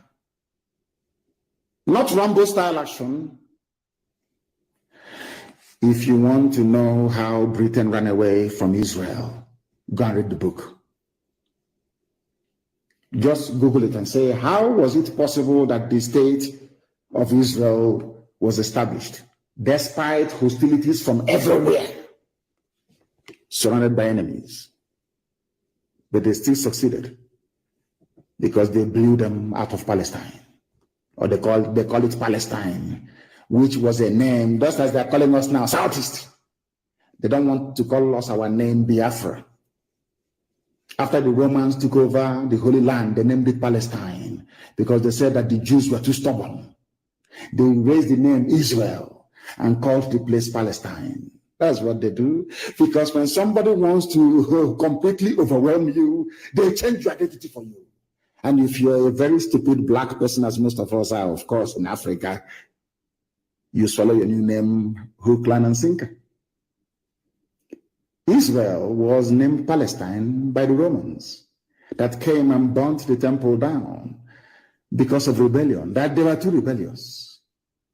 The same thing they tried to do to us. We must be very, very strong. Go and ask them how they did it. They blew them away from there. Not all this Rambo on the road.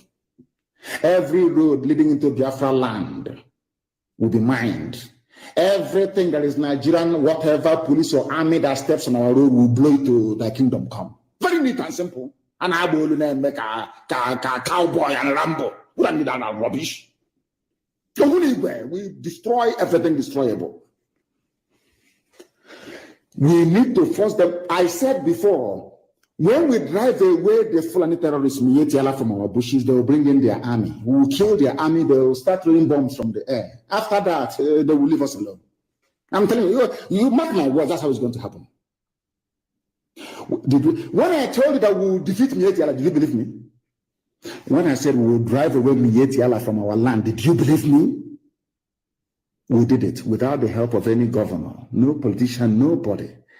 This great family, this IPOB, Chineke Gozun and Dioma, Chineke. We are dying, isn't it? At least we are dying for what we... How about those being killed by Fulani Janjaweed in the Middle Belt? They died for nothing. They're not fighting for anything. They're not fighting for the independence. They're just in the farm and they're killed. For you to die in the cause of defending your country, your nation, is the greatest accolade anyone can have in this life. You must understand that. From today, we must stop lamenting on social media and engage ourselves in activities that will slow down the enemy. We know where they're coming from, always from three sides. They'll try to come from Kogi, they will come from Ebonyi axis, they will come from Enugu, only three sides they can come from. Only, nothing else. We slow them down. We destroy everything destroyable to slow them down so we can kill them. They're not trained in war because they're not patriotic. These are terrorists. What inspires them is some stupid quotes in the Quran. What inspires us is the gift that God gave to us. That this land of Biafra is ours. In perpetuity. No one can take it from us. No idiot can. We are in a state of war. Every scientist, everybody must come out now to begin to prepare. We are going to dig our trenches. We are going to amass everything that we have built so far to prepare to repel the invaders. Every DSS office that we know of, every army cantonment or barracks that we know of, will be placed under surveillance, and we must begin to deal with them as we lay our hands on them. Because before I came on air today, I wanted to apologize to white people. You know, before I used to be very angry about against slavery, against colonialism and all the rest of it. But in a way, today I want to apologize to Europeans and to Americans that enslaved black people. Because I have come to believe that the best thing that ever happened to we black people is slavery and European colonization. It's tongue-in-cheek, if you understand. It's sarcasm, if some of you can actually absorb it. Sometimes I wonder what would have become of us had Europeans not mercifully sold us as slaves, colonized us, or given us limited knowledge with which we are making mouth today, boasting. I went to school. I went to Harvard. I went to Princeton. Oh, God. Because I believe very strongly that we black people, we are a disgrace to humanity. Shameful. If with all our education, claims of patriotism, and goodness knows what else, we are still being fooled that Buhari is alive, then no black man deserves freedom. The black race, I believe, as somebody said a while ago, I don't know if it was in a parable, I don't know who it was that said that Africa should be colonized again and dominated forever. Maybe they have a point. It seems to me that black people are intellectually inferior to every other race in the world. As I tweeted, was it yesterday, without Nigerians, I wouldn't have known how easy it is to fool and deceive black people. Since our brain cannot even interpret what our eyes can see, how is it possible that we can transform our society to serve our needs? It's not possible. If when you see something, you can even interpret what you're looking at. We are foolish, both old and young. But in Biafra, we're going to redeem ourselves. Because it seems to me that we have eyes that we cannot see. We lack the capacity to engage the relevant sections of our brain that has to do with critical analysis. That is why Fulani can come to and say, IPOB is a terrorist group. You, as a southern journalist that went to school, a journalist that went to school, you will say, instead of you to ask the government, but what did IPOB do for you to outlaw them? When Mietiala is going about killing, raping, and maiming people, you are outlawed, proscribed, outlawed. You can't ask questions because you don't have conscience. That part of our brain that has to do with critical thinking and analysis, in black people, I don't think it is working. When you see something that is beautiful, don't you say that thing is beautiful? You may not have been to Niagara Falls, you may not have been to Budukato Ranch, you may not have been to Uguta Lake, you may not have been to, Otampa River, you may not have been to, but when you see beauty in nature, the first thing you do is to acknowledge it. When you see a handsome man, a beautiful woman, you don't need anybody to tell you that this thing is beautiful. You will say, oh, but this one is so beautiful, or this television is so pretty. Do you know why? Because your brain automatically identifies anything that is beautiful. That is how human beings are created. You may not have seen that thing before. As one old woman taught me, once your eyes behold something beautiful, your eye, oh my God, this is so beautiful. Because that part of your brain is still functioning, which means that everything bright and beautiful, your brain will automatically tell you that that thing is beautiful, isn't it? Anything that is bright and is wonderful, like the rainbow, you say, oh my God, or a sunset in the morning, or sunrise, you say, how beautiful this is, because your brain is telling you it's beautiful. You don't need anybody to tell you. The same thing goes for anything that is ugly. If you can stand up and behold something and say, oh, this is so beautiful, you can also rise up and say that this thing is very ugly, it is evil, it is bad. This brings me to the phenomenon of the dead, late Buhari, and the successful attempt to deceive all of you so far in this zoological republic. Let me leave out the more complex, interpretations of the various mask wearers of the Fulani cabal that they periodically bring out to deceive all of you, semi-animals claiming you're educated, and focus on the very simple ones that prove to me that black people, especially Nigerians, are lower than wild animals. I cannot compare a wild animal to a Nigerian because that means insulting animals. I'm telling you the truth. And why am I saying this? Because of the case of Buhari, the dead Buhari. I don't know why some of you will stand in front of the mirror and look at yourselves and call yourselves human beings. With the same eyes, you look at the picture or the video, the channel's television interview of this little boy with his hands, very fresh hands, like that of a 25-year-old. You saw his nose, that the mask tore. The part of the nose where the mask should be had cut off from the main nose itself. The nose was looking like that of Michael Jackson, a crumbling nose. All of you saw it. You saw his hands. And you are learned, you're educated. You still claim that that thing is Buhari. For the life of me, I can't understand. I mean, if you say that that thing in front of Channels Television is Buhari, may God have mercy upon your soul. That means that everything that Ku Klux Klan have been saying about black people is true. That these people are beasts, they cannot win. Even when they say the truth, they cannot stand up to say that this is what it should be. I want to know why Nigerians, having seen the hands of this little boy and the nose that is crumbling, you have all seen the obvious flaws in the mask that the Janjaweed have given to these boys to wear, you still cannot bring yourselves to ask a simple question. Do you know the person that you saw the other day? Is that little boy called Tatagwe? He used to be a comedian. He's an Igbo boy. I think he was born and raised in Zaria. You know that boy that used to mimic Buhari? Why haven't you asked yourself, where is that boy? Zoological Republic. Why haven't you asked him? That time, his name is, I think it's Tagwe, they call him. Why have you not asked yourself, where is that comedian that used to mimic Buhari called Tagwe? Do you know what they did to him? They took him to Asarok. They gave a Fulani girl to him, converted him to Islam. So you don't know? Of course. So any pop, because they know that Yusuf Abubakar Muhammad is useless, cannot speak.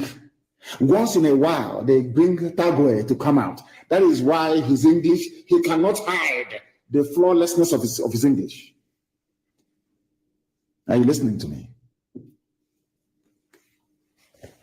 Have you ever wondered why Nigerians, having seen the hole in the neck of somebody they refer to as their president, still failed to ask the question, Mr. President, how did you develop this hole in your neck?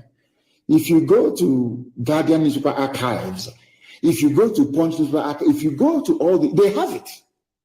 You can see a man with a hole in his neck.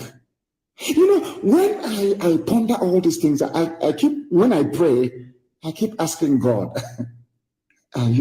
were black people in your plans when you were making man?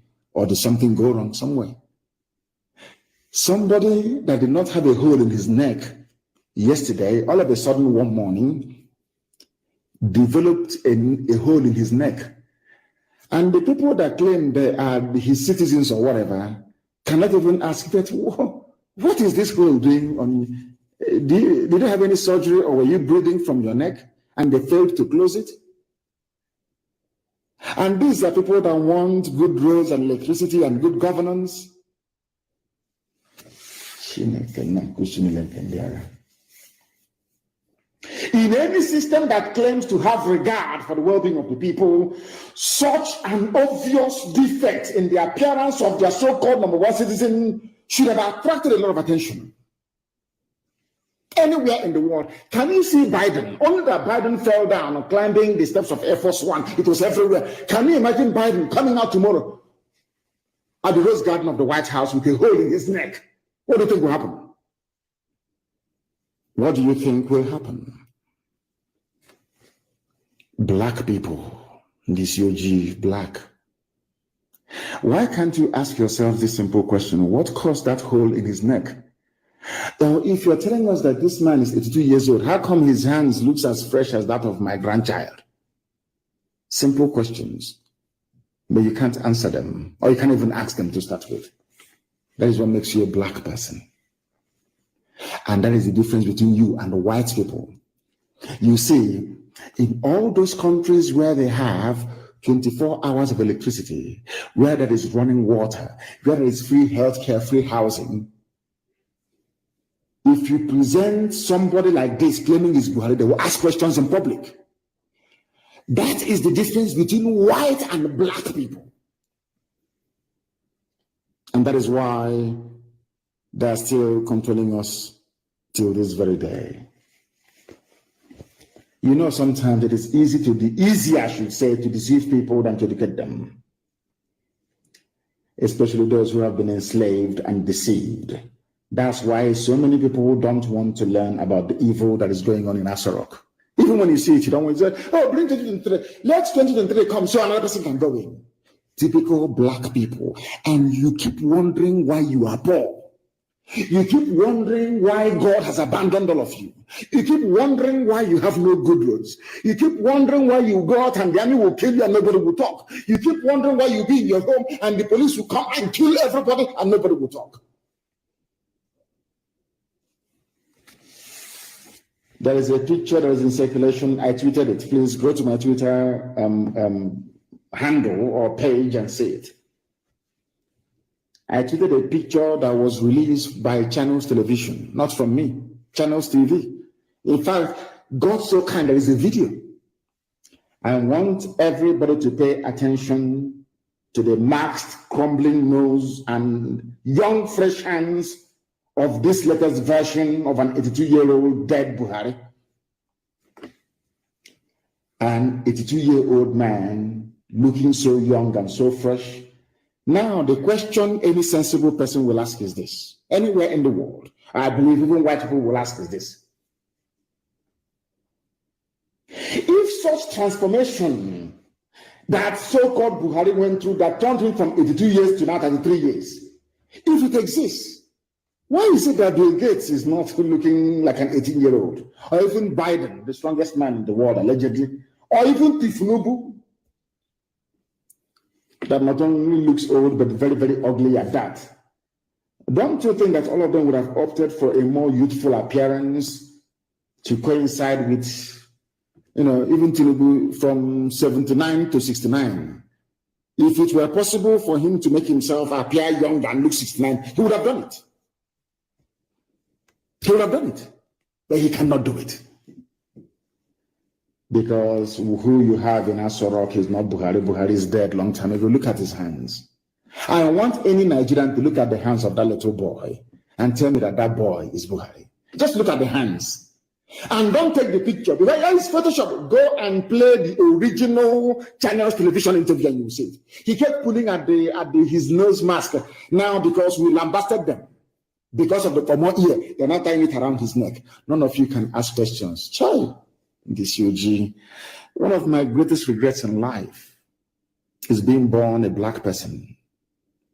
Because sometimes I wake up in the morning and I'm thinking to myself, how can I be thinking this way? And there must be other people capable of thinking the way that I'm thinking. How can you say that somebody is Buhari? He cannot put his mask around his ear. It's around his neck. You can see the nose, the double fold nose crumbling. You can see this, the mask that tall.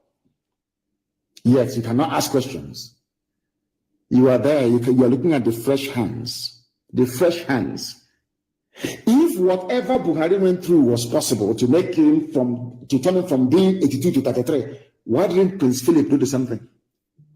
Queen Elizabeth of England. Why didn't Queen of England do the same thing for her husband that just died? But because we are Africans. They can deceive Ifulefus and Nigerians, but they cannot deceive IPOB. It is we black people that destroyed ourselves with our own hands. Nigeria is a typical example. I will no longer blame any white person. I will not even blame anybody. You see, Ku Klux Klan, all these racist groups, I can never blame them anymore. Because one day I was thinking to myself, a white man just can't be racist for the sake of it. Why are they not being racist towards Japanese people? It is now the dawning on me that we are the reason why people are racist towards us, our behavior and our way of thinking. We black people destroyed ourselves with our own hands. These people have made a mockery of their own constitution. If they cannot obey their own laws that says that once the president dies, the vice or deputy takes over, how do you expect the rest of the animals in the zoo to obey the constitution? Fulani Janjaweed, I'm asking you this question.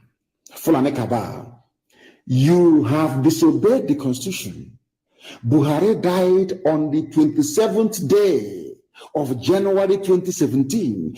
Instead of you to swear Osibanjo in as the president, you kept a mannequin. Moving one idiot from place to place. That is why there is no live address. They cannot address you live. They cannot do any walkabout. Nobody can visit them. Nothing. This you black people, you are the cause of your own problems. And everything is in your brain. The way you reason, the way you approach issues, the way you analyze issues is the reason why you are poor. That is why it appears as if the whole of the world hates you. They call you nigger, they call you all sorts of names, not because they hate you, but because you hate yourself, the way you reason and the way you behave. We destroyed ourselves with our own hands. Even in Nigeria, the Fulani that wrote the constitution cannot even obey it. If you demand for DNA tomorrow morning, they will give you restructuring. Those of you asking for it, just ask for the DNA of that idiot. Just come out and say it. and you see they will give you restructuring overnight. They can deceive you people, but not us. A dead man that should have been replaced now has a mask. Anybody can wear that mask with a rumpled nose, shamelessly telling us that he wants to invade the East. And we have agreed on a new measure to invade the East. Somebody who is not a Nigerian. Somebody who is not who you voted for, you or you claim you voted for. A little boy of less than 33 years of age, claiming he's 82. When they look at that, they say these are idiots, let us kill all of them. Janjaweed thought by removing the mask from, they thought by not anchoring the mask on the ear and putting it around the neck that somehow they will find a way to circumnavigate all the mysteries surrounding the death of Buhari.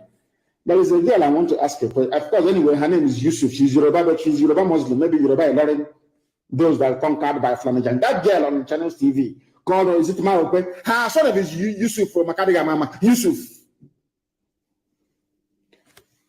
And there's another Yoruba Fulani journalist too. I don't know her name. What's her name again? That used to work for Adeola. That girl that used to work for Sahara Reporters. Where are they now? Please send that picture to them and ask them.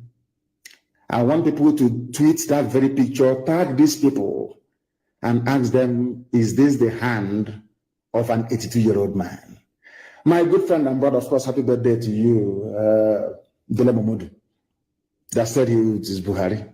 People should send that very picture to Dele Momodu and ask him, Dele, is this Buhari that you know? In fact, just ask him, is this the hand of an 82-year-old? Look at your own hand, you are 61. Is your hand as fresh as this one? Because I told you before, you cannot, there's no way you can do plastic surgery on the hand. It will always show. That is why if you're putting on bleaching cream, the first place you'll be exposed are the knuckles of your hands, because your hand cannot lie. That is why God placed palm print on your hand. It cannot lie. Akaraka. Do you know that? Do you know people like Lawan, the Speaker of the Senate, people like Hope, people that use bleaching cream, the way you know that a woman or a man is using bleaching cream is by the knuckles, the hand. There's no remedy. You cannot deceive the hand. Your face can accept bleaching cream, but you see your hand will never accept it. After a while, it will burn. Your knuckles will burn. They cannot perform surgery on the hand to make it look old. Nobody can. The best way to tell somebody's age is by looking at the back of your hand. Once you're over 70, you see wrinkles. You cannot do surgery to remove them. It's impossible. How can somebody who is 82 not have wrinkles? And you say that that person is your president. You say Mr. President is an Asorok. And you want me to regard you as a human being. How is that possible? When I say it now, you say I'm insulting you. I want people to send that picture to that girl called Adeola. I don't know. It's always Yoruba people defending Janjaweed. I don't know why. And the one called Maope Yusuf for Channels Television. Adeola. Send those pictures to these two Yoruba girls and ask them a simple question. Is this the hand of an 82-year-old man? A very simple question. And the zoo will begin to crumble before your eyes. You know, our people don't know how to fight this very battle. They have no idea. Hey, give us the structuring. Who are you begging to give you? So by begging Fulani to give you the structuring, that means that Fulani are the owners of Nigeria. That is something you don't know. We demand restructuring. Demand it from who? By virtue of you saying that you are demanding for restructuring, it means that you are acknowledging that somebody is holding it. And that person holding it, they are, or should I say, the people holding it, they are the owners of Nigeria. Oh my goodness me. A country that believes that cockroaches can keep a president and commander-in-chief out of his office, locked out for months on end, deserves not to exist. You people are the same Nigerians that Abba Kyari told you that rats and cockroaches prevented the president from accessing his office upon his return from medical whatever in London. And all of you believed it. Commander-in-Chief of the Armed Forces being kept away from his office by cockroaches. Hey, this UG, black people. Black people. They say that monkeys swallowed bags of money. Snakes. You know, so, seriously, yesterday I was thinking about this, you know. Cockroaches kept the president away from his office. When Google it, his headline, all of you accepted it. That was when they were changing the biometric on the door because nobody can enter into it. It was built by Babangida. It was the Mossad that told Babangida to build such bunker so that any military coup is futile. You'll be there until help will come from the outside world. So they need to scan your retina and your thumbprints to enter there. When Buhari died, they forgot to cut off his finger, his right thumb, or bring back his head to scan his retina. That was why they had to destroy it, and it took about 3 months to do. And during that 3 months, he walked from his village in Daura. His cockroaches are there. There are too many. A country that cockroaches defeated an army, the presidential guard. Does that country deserve to exist? You know, white people go through all these things, and after going through them, they look at you niggas. They'll be wondering, oh, do you know that cockroaches kept their president away from the office? In this UG, I won't meet people again. And I cannot, God forbid. People are too dumb for me. While I was pondering this show of shame by the former Janjaweed Caliphate and their partners in crime, the Yoruba media, it dawned on me that God must have made a very serious mistake by creating black people. To refer to black Nigerians as animals would be an insult to animal kingdom. Just like referring to Nigeria as a zoo is an insult to zoo animals that have 24 hours electricity and running water. To be honest with you, my dear brothers and sisters, I am tired of the idiocy of black people. I'm tired. Without the coming of the white people, I do not honestly know what would have become of us. In this day and age, cockroach kept your president away from office for 3 months.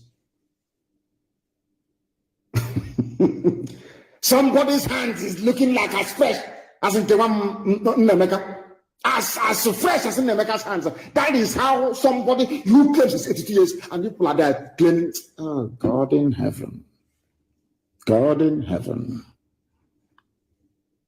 Black people are bad, this UG. Let me even ask you, why do you, I want to ask this question. Black people, why do you love evil so much? Why do you support evil? Why can't you wake up one morning and decide to be good and call a spade a spade? I just want to know what, black people, why? Black people, why are you so much in love with evil?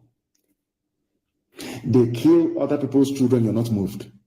Even to ask, under what circumstances? No, you even ask. When white people kill you, you start complaining. I don't believe that whites are racist, you know. I don't believe it. It's because of the wickedness of black people. We are too wicked. The most wicked race that God ever made, black. Is that wickedness that blinds you from the truth. That is why you see a little boy on Channels TV. All of you saw the video. The nose was crumbling. He are crumbling. He bent down to pray during the salah. You can see the base of the mask at his back. You can see it. His punishment, I can't question to go, but this is punishment, I'm telling you. It's punishment. How can I be amongst people who are so foolish that to ask? So if you don't want to know what the hands of an, in fact, from tonight, cut out the hand of that boy from the pictures. Go and Google 82-year-old hand. Go and publish it everywhere that the world may see. Oh, God in heaven. To refer to black people as Nigerians, in fact, as animals, is insulting the animals. And Fulani hypocrisy is what is going to kill them. Fulani hypocrisy is what is going to kill them. Let me tell you, they said they wrote a letter. The mask wearing Fulani, oh, this, you know, do you know why Fulani can do whatever they want to do and get away with it? Because all of you allowed them. You know, when Buhari died and they brought in Jubril and put a mask on his face and convinced you that he is Buhari, that was the day that Fulani knew that they can take all of you and nothing will happen. If you don't know, let me tell you. That was the day Fulani realized that he can take all of you. Nothing will happen to them. Anytime I preach about the idiocy of black people, these social media companies, they will take offense to it. But I'm a black man, and we are very, very foolish. The most stupid race ever to walk the face of the earth. De-escalate hostilities. Federal government urges Israel and Palestine. Fulani writing to themselves. Let me read it for you so you will laugh. The federal government of Nigeria has said it is monitoring the unfolding developments with Israel and the state of Palestine. According to a statement by the spokesperson for the Ministry of Foreign Affairs, Ferdinand Nwoye, the federal government urged both parties to de-escalate. Oh, you are urging them to de-escalate, but you are sending army to come to the east to kill people. Do you see how foolish we are? They are writing. It was started by Punch, their favorite paper, Punch. You know, it's a Janjaweed, you pro-Janjaweed Yoruba newspaper. According to a statement by their spokesman for the Ministry of Foreign Affairs, Ferdinand Nwoye, the federal government urged them to de-escalate. But in Nigeria, where you are escalating violence and conflict. But you are writing to Israel and Palestine, asking them to de-escalate. Such idiocy. From the zoo. They urge the two parties to remain committed to the two-state solution and to ensure that all citizens live in peace and dignity. Are you listening? Nigeria advising Israel that they should ensure that all citizens live in peace and unity with dignity. But you're asking us to give you land for Ruga, for Miet Yala. You're telling us that they are your brothers, your misguided brothers, but you're telling Israel, a civilized, advanced, blessed country, to de-escalate. But in your own land, you are escalating. Anyone, this you're black people now, in this UG, what do you expect? Dear me. Let me read a paragraph from the letter that will make you laugh. If you're in the zoo called Nigeria. Now listen, the letter went on to say, the federal government further urges the two parties to remain committed to the two-state solution and in the meantime, guarantee the rights of all citizens to live in, guarantee the rights. So you people know what the rights of citizens are. Yet the protest is a crime in Nigeria. To say you want self-determination is a crime in Nigeria. But you're advancing Israel. Are you sure that these people are okay? Anyway, but I'm black one. I'm going to disable myself. I'm this OG. Black. Very, very sad indeed. Can you just imagine these cow brains? Are they for real? At least in the case of Israel and Palestine conflict this time around, Hamas were the people that fired the rockets first. Maybe what is happening to black is now happening to him. Israel was on their own and Hamas started firing rockets at Israel. And Israel had to respond with overwhelming force.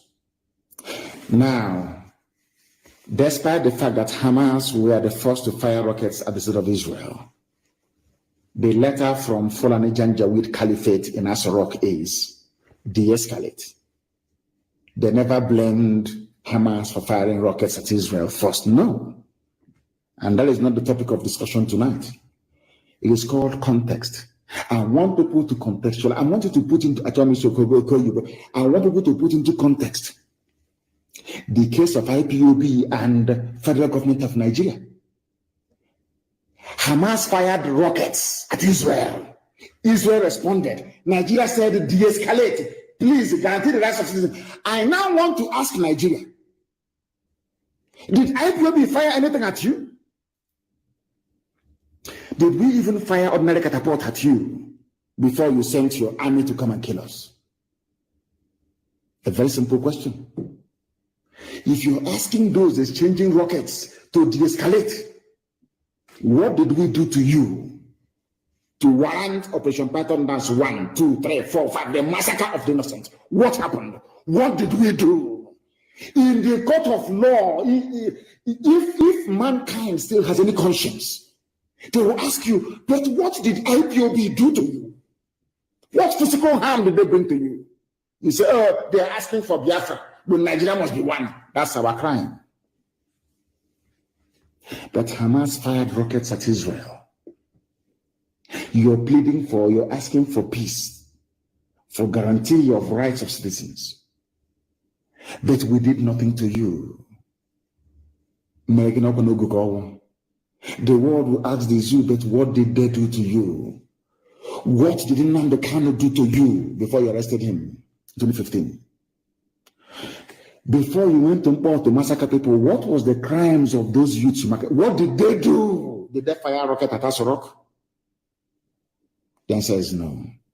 Now, when you live in a society that fails to rationalize the rights and the wrongs of what the government of Nigeria is doing to agitators, then you don't deserve to be called a human being. What did we do? You are asking Israel to take it easy on Hamas that fired rockets and killed citizens. Where did we fire rockets at you before you decided to invade our land with Mietiala? Now you understand, don't you? Now, can anybody tell me,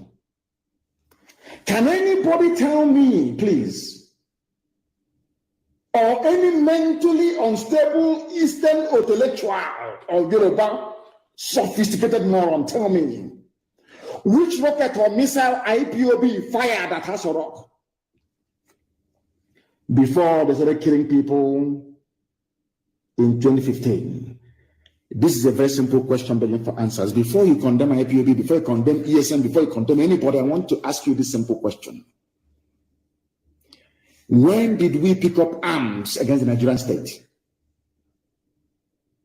When? I'm asking you. If you're honest. So for somebody to hold a view, an opinion that they want to be free from something, entitles the state to kill that very individual or individuals, as the case may be. Is that what you're telling me? All of you intellectuals from Igbo land and the sophisticated morons from Yoruba land.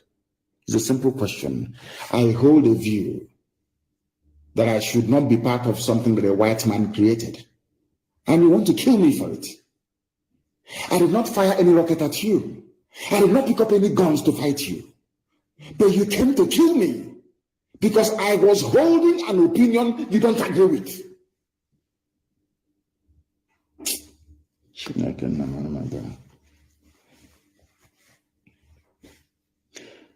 They must answer this question. The late dead Buhari came into office in 2015. Before that, there was Jonathan. I want you to understand this very clearly. That is to let all the intellectuals and the idiots from the South understand what I'm saying very clearly. Before Buhari, there was Jonathan. During the reign, I call it the reign because people rule you in the zoo, it's not a democracy. During the reign of Jonathan, there was IPOB. But Jonathan never made it a state policy to kill IPOB agitators. People must also bear in mind that before Jonathan came, there was Obasanjo. Yes, Obasanjo was a mass murderer, he's a killer. Obasanjo is a killer, he should be hanged. Obasanjo is a mass murderer. You've forgotten Odi, haven't you? Others may forget, but we can't forget. Who was responsible for the Odi massacre? Obasanjo. Zaki Biam, Obasanjo. Murderer, mass murderer he is. Even during the war, he was a mass murderer, pretend mass killer, because he's a spy for Western intelligence agencies. That's why he's still alive, because he's a spy for them. These are the people that betrayed Africa. Obasanjo were one of those that betrayed Africa to the core. A spy. When he's talking, you think he loves Africa. Rubbish.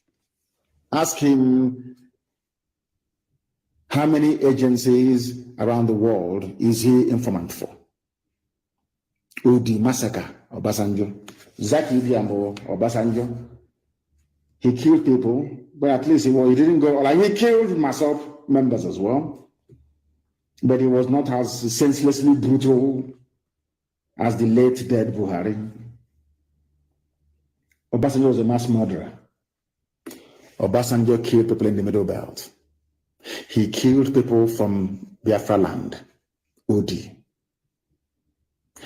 But let me tell you something that will shock you tonight. The same thing IPOB was asking for was what the North asked for in Sharia. They agitated for Sharia. And Obasanjo agreed to grant them Sharia across 12 states of the North. Is it 13? I don't know. Nobody killed them for it. This same Fulani asking you not to talk about restructuring or banning Fulani headsmen from coming to the South. They had an issue of national concern to them, being their own Sharia. They wanted Sharia law in the North. And it was given to them. There was no legislation in the Federal House of Assembly, be it Senate or House of Reps. Nobody told the Alekalis of the North or the Sultan of Sokoto, please go to National Assembly and discuss Sharia. Or Obasanjo just appraised and gave them Sharia without any fanfare. No fanfare. Are you listening to me? I want to unmask the hypocrisy of the Fulani Janjaweed Caliphates, because they are hypocrites. I want to ask all of them, those of them talking, I say, but you should have consulted, go to national. When they gave you Sharia under Obasanjo, did you go to National Assembly? It's a very simple question.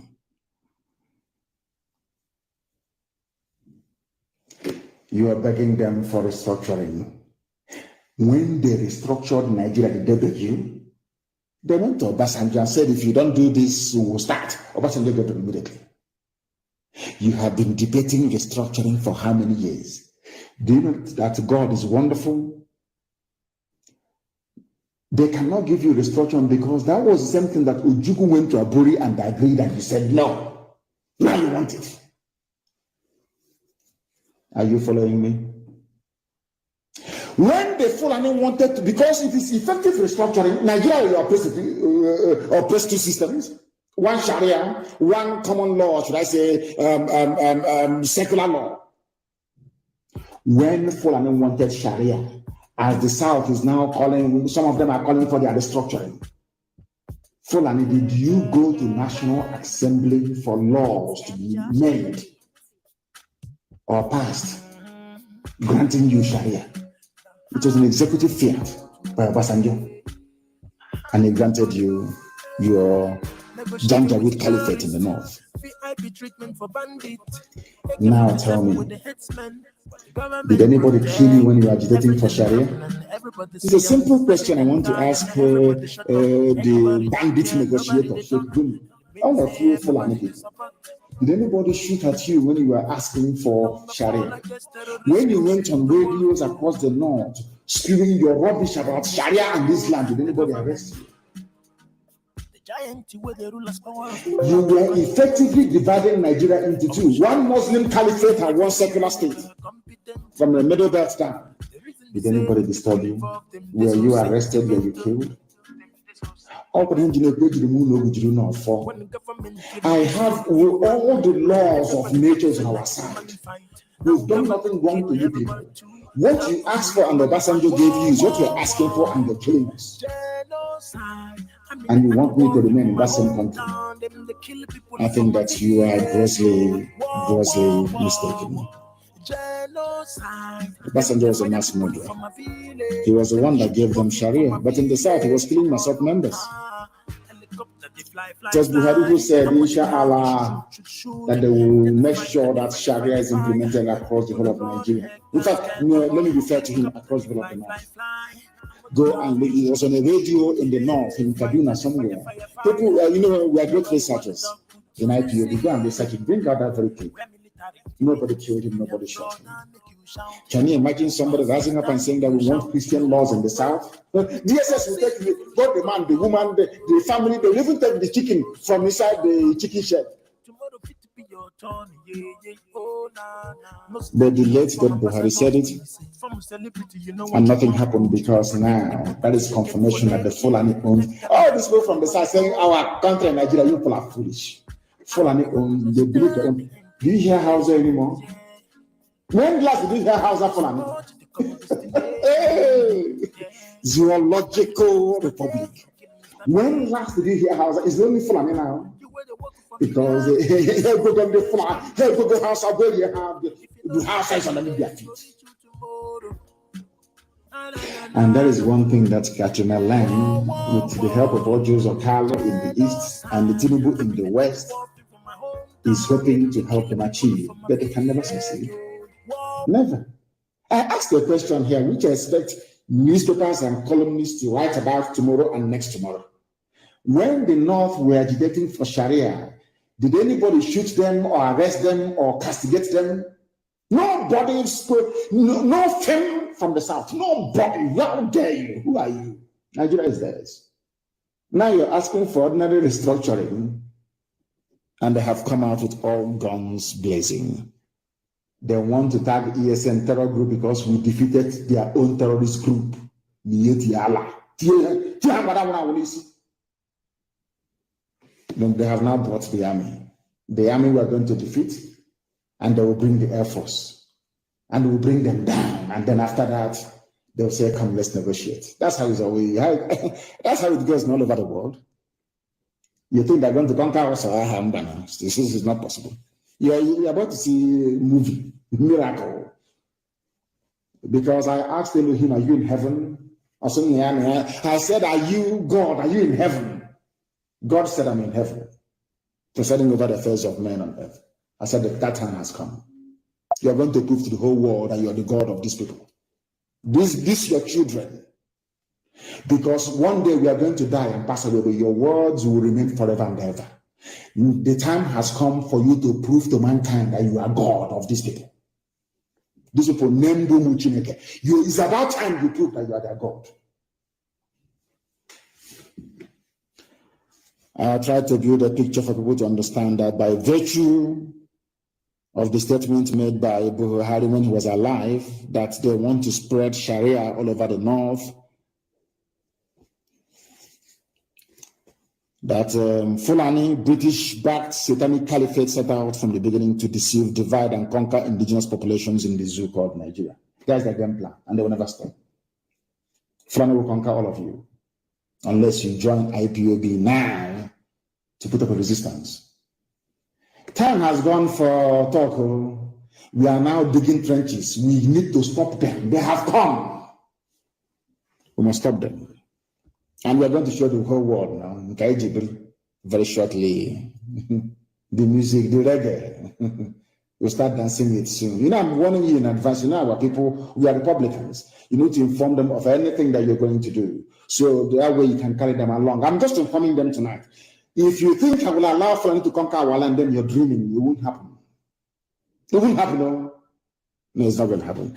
I say, but you don't need to fight a war inside. No. God said we shall allow them to come in.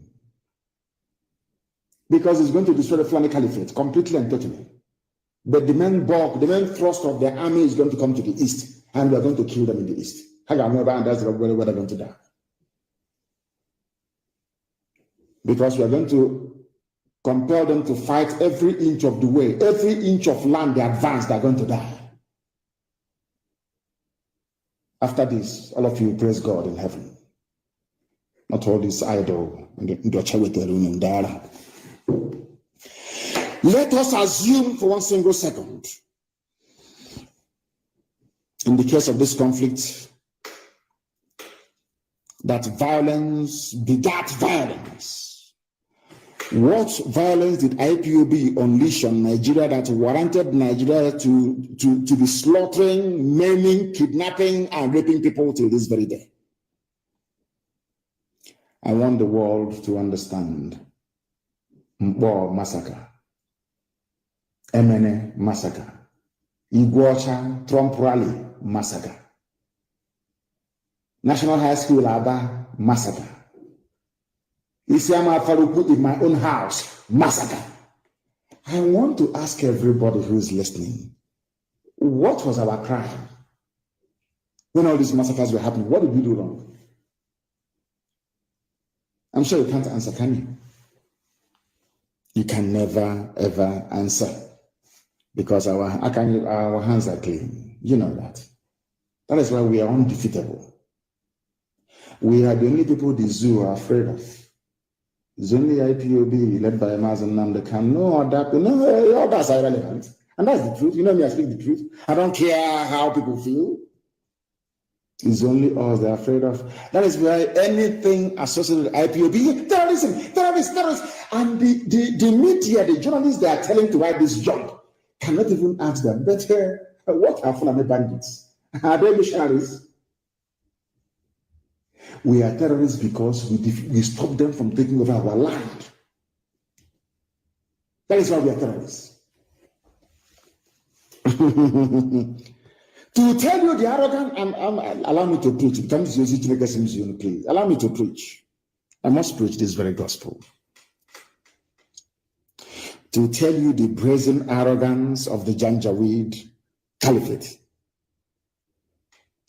Do you know what the president of the Senate said, Ahmed Lawan? Elected officials should not be leading any agitation.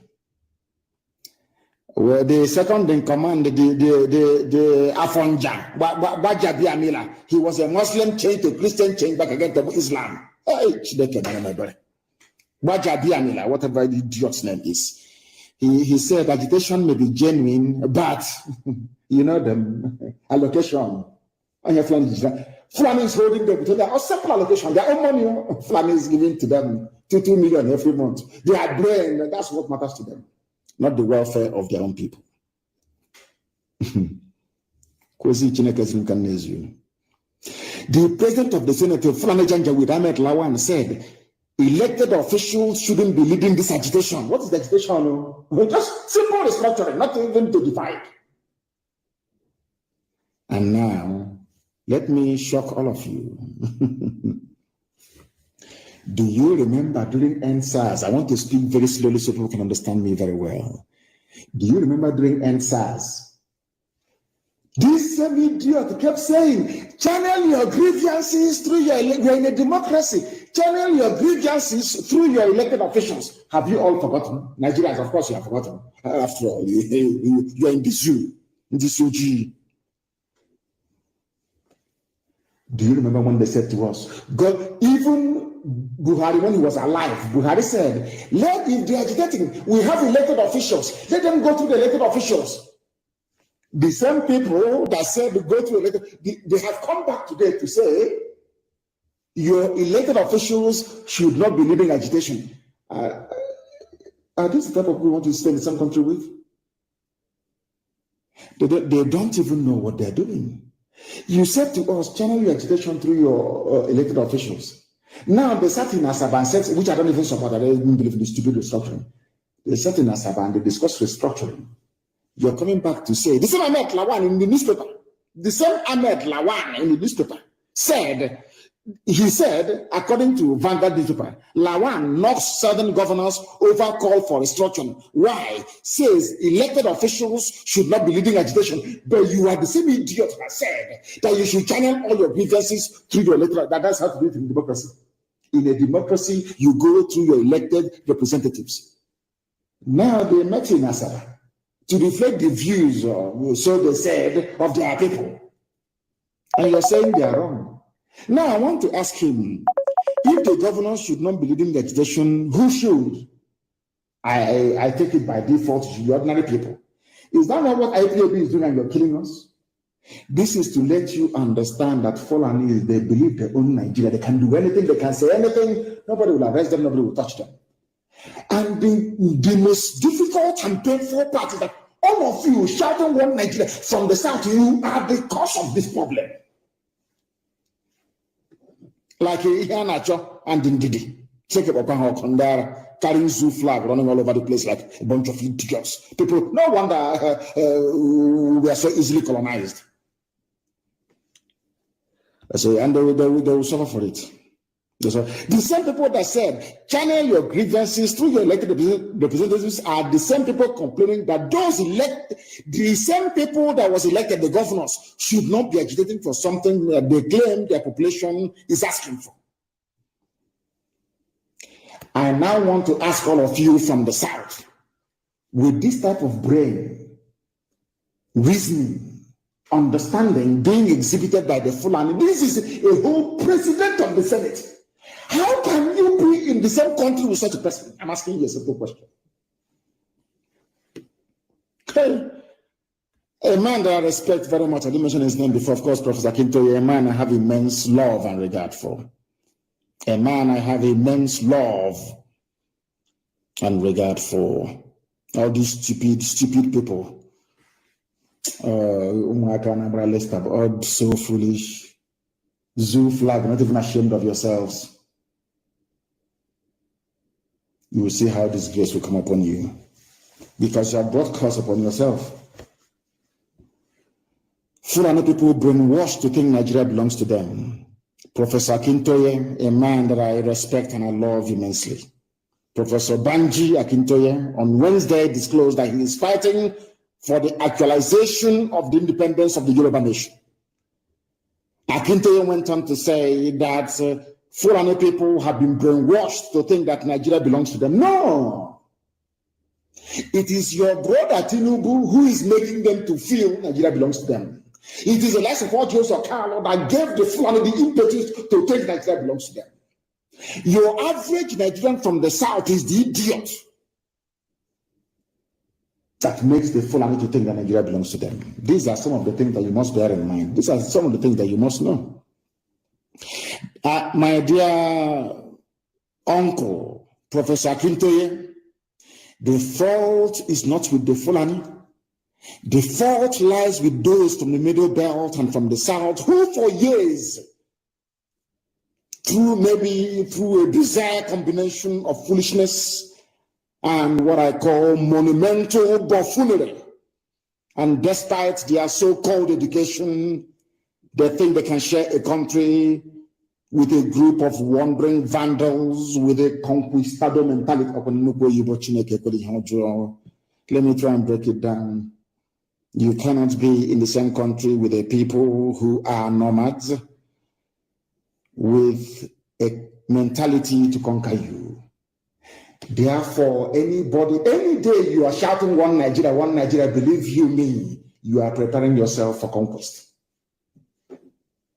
Because Nigeria belongs to the Fulani people. One idiot is saying I should leave, in this UG black, leave football and focus on.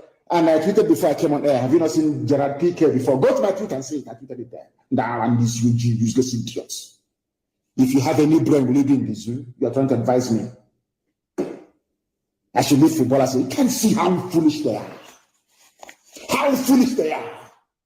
Do you see Pep Guardiola is the best football manager in the whole world? He believes in Catalonia. Go and see it. You know Gerard Piqué, over 103 caps for Spain. He has won the World Cup, European Championships. You understand that very well? Countless European Cups and countless La Liga titles. Is he close to Piqué in terms of ranking and status? You cannot see Piqué with Catalonia flag. You idiots. Black monkeys from everywhere. This UG trying to advise me. I shouldn't talk about footballers. Who told you that? He should change his name to Abdul Mumumi Katangora. No, they are leaving alone. You answer Ihanacho. You answer Ndidi. You're a Biafran, idiots.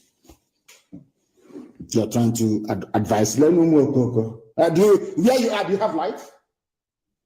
You're trying to advise somebody that has 24 hours of electricity. Go and fetch water from the borehole and drink and suffer from typhoid in 2 weeks' time. Okoko. To leave footballers alone. Ndara. That was how you left people alone. People were killed at football. Leave them alone. Kill at Onitsha. Leave them alone. Black people. Leave them alone. This UG. Dr. Nnamdi studied history, so he must have known what the Fulanis had in store for everybody. All of you, if you read history, I'm sure that Professor Banji Akintoye is a professor of history, so he must know. He must understand. Leave footballers alone. I forgot. Black, DCOG, black people. Sometimes I hate blacks, so I'm being honest with you. Hey, there's a way, the reason you just want to slaughter all of them. Telling in this UG, you are a useless set of people. Cannot reason properly. Black. Leave footballers alone. Leave them alone. No. You cannot sit in a PK with Catalonia flag. You moron. I think he studied history, but he did nothing with it. He was aware of the fact that Fulani people use Hausa informants and insiders to defeat Hausa people. And every Nigerian who is aware of this very fact can never support one Nigeria. Forget about everything. Forget your hatred for freedom and everything. I want every intellectual. I want every sophisticated moron in the zoo. Simply study Hausa. Forget about everything else. Hate me all you like. Intellectual. Go and study what happened to Hausa people. Because it is going to happen to you. As simple as that. Now, let me tell you one thing that you don't know. It was only 2 or 3 days ago I was reminiscing and researching and thinking, and I kept asking myself that Chief Awolowo was a learned man. Obafemi Awolowo was a learned man. Why did he reject Biafra and Ojukwu and everything, even including Aburi? Then something occurred to me. And that Chief Obafemi Awolowo realized what the Fulani Janjaweed Caliphate were up to. That was why he spent many years trying to convince Nnamdi Azikiwe to join him to secure the South. When Azikiwe said no, Awolowo said to hell with you. Awolowo went to the Yoruba land to secure his people. So some of you may be asking, but how did I draw such a conclusion that may be at odds with contemporary thinking about Awolowo's legacy? Let me answer you this question. Obafemi Awolowo was not a tribalist. He was a realist. Ahmadu Bello, who is a direct descendant of the conquerors from Futajalon, was the real tribalist. Dr. Azikiwe was just a mere dreamer, like a grasshopper jumping from place to place in the summer. So during the winter, it failed to store enough food. It died, and the ants came and picked it up and ate it. Azikiwe was a dreamer. When Awo tried and failed to convince him that the South should break away from the North and mind their own business, Azik said no. Awo left him and said, let me now devote my time and my love for my own people. So what we are doing today, in essence, Awolowo was the forerunner of it. Go and take care of your own people. And that is what Professor Banji Akintoye, what I believe Gani Adams, Sunday Boho, and all the rest are doing today. And I commend them, and I commend them. They should continue. Look at how we are all hailing the get-together of the southern governors. Imagine if Awolowo and Azikiwe ever got together. Do you think we'll be in this mess today? Ordinary meeting called by slaves and the slaves of the Janjaweed. And everybody is rejoicing. Imagine if Awo and Zeke had worked together. Hey, my goodness. What a country, zoological republic. Now, let me tell you the game plan. And please bear with me, I'm preaching. Let me tell you the game plan. That was why I was against the state formation in Nigeria. I told you this from day one. Because when they create a state, they take away your identity. You are nobody anymore. You are the mercy of the Janjaweed Caliphate. And surprise, surprise, the same idiot called Ahmed Lawan, the president of the Senate of the Zoo, he said he is against restructuring. Why? Because the restructuring will go back to the regions and they don't want it. Is it clear now? Is in punch again? The president of the Senate, Ahmed Lawan, has faulted calls for restructuring by southern governors. I believe that as leaders, especially those of us who are elected into office, should not be at the forefront of calling for this type of thing, restructuring. Why? Because it will start a regional campaign. It should be state-based. Go and agitate for your state. Not Biafra region or Eastern region, not Western region, not Midwest, for those who want that rubbish. Not for Middle Belt. No, it shouldn't be regional. It should be by state. Do you know why they want it by state? So they can send their DSS director to your state. They send their police commissioner to your state from Fulani land. They decide what happens, who lives and who dies. But if we go back to regions, they cannot do it. Because every region will be autonomous. Is it very clear to you now? So all of you monkeys clamoring for extra state creation, you are fools. You don't know nothing. You know nothing, your brains are empty. Do you know how they started creating states in the zoo? Was to divide you. That's why I said that, we black people, we have no sense of perspective. We never go back. How did states manage to arise in Nigeria? It is to make you submissive to the dictates of the Janjaweed Caliphate. Cross River, Ogoja, and River State.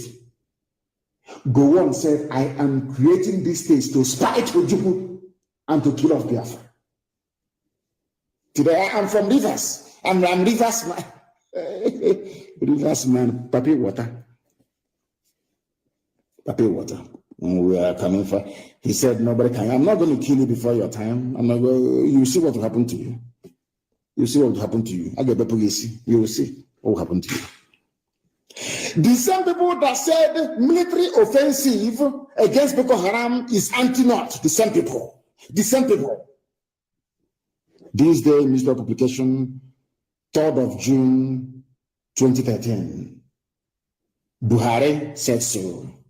You see, the Fulanis are not as confused as some of you think. They are well focused on getting the country Islamized. They are deceiving the southern Fulefus and the intellectuals. They are deceiving the subsidized morons from the Middle Belt and also from the West, using different tactics. But those who honestly calculate, if you calculate their game plan very well, you will know that their end game is total Islamization, total Fulanization. The people are finished. Save this very broadcast so that when it happens, the whole world will know. This is Tambuwa Papi Water. Make it mount. The world will hear your story. And when it happens, people must remember that we went to big and killed 8 people the other day. And we are our people must be very vigilant. We are in a state of war. If you're drinking and moving about and doing dancing, putting your jeans around your buttocks and walking up and down, you are risking your life. Do not move about alone. We are in a state of war. But of course, some of you are black people and you will not listen until it happens. Then you start complaining. I don't want all these lamentations on Facebook. I don't do social media. I don't want that rubbish anymore. If you see them abducting people, go and kill them. Stop them. Not this stupid lamentation all the time. I'm sick and tired of it. So I only wrote one letter this year to Biden to stop them from selling arms to the zoo, and they ran to China. They're in Shanghai and are purchasing weapons to come and Islamize you. They want to remove, they are flying this cat now that Buhari has dementia and health problems. You know, he has dementia. He's not going anywhere, he must be exposed. I know what they're planning to do.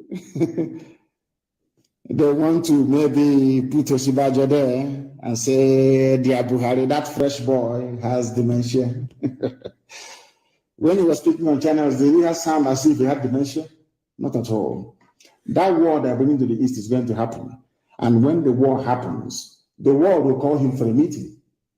And I trust the Western world. They will put on heater so that mask will melt on his face. Or this is wax, it will melt on his face. And then the shame of the zoo will become public. They said somebody kicked against the southern governors, they are meeting, calling for restructuring. We are against it. Northern leaders are not happy with governors from the southern part of the country. But I'll ask them once again, when you are agitating for your Sharia law, did anybody from the south talk? It was a southern man, so to speak, or passenger that gave you Sharia. Do you see how hypocritical you people are? I think even one of them had the temerity to go live on air to talk rubbish. That is why I am warning Yoruba journalists. People are making life worse for the ordinary people. Yoruba journalists, you must try as much as possible to be objective and try to write the truth at all times. I think it was Malcolm X that said, if you're not careful, the newspapers will have you hating the people who are being oppressed and loving the people who are doing the oppressing. That was what they did for many years. Deceived the Yoruba youths. That Ipob was against Yoruba people. Now the Kanu is against Yoruba. He's anti-Yoruba. He's this. When it's a lie. It is the same Ipob fighting for you. Now they have realized that Ipob was fighting for them. Yoruba newspapers, please. Please. Please. That is the reason why I was very, very bitter and upset the way they covered the arrest of one 60-year-old man. And you know, in Nigeria, they love to reduce the age. They arrested one man, they called Aworom, that came to my house to take pictures with me. They reduced his age from 60 to 48. So I'm now older than Aworom. He was a father and soon to be grandfather. He was arrested in Abia State, where he sought refuge after this same army destroyed his house in his village. They gave him a fake title, Deputy ESN Commander. Thank God. And like Tinubu, they reduce his age from 60 to 40. That is the new craze in Nigeria, reduction of age, football age.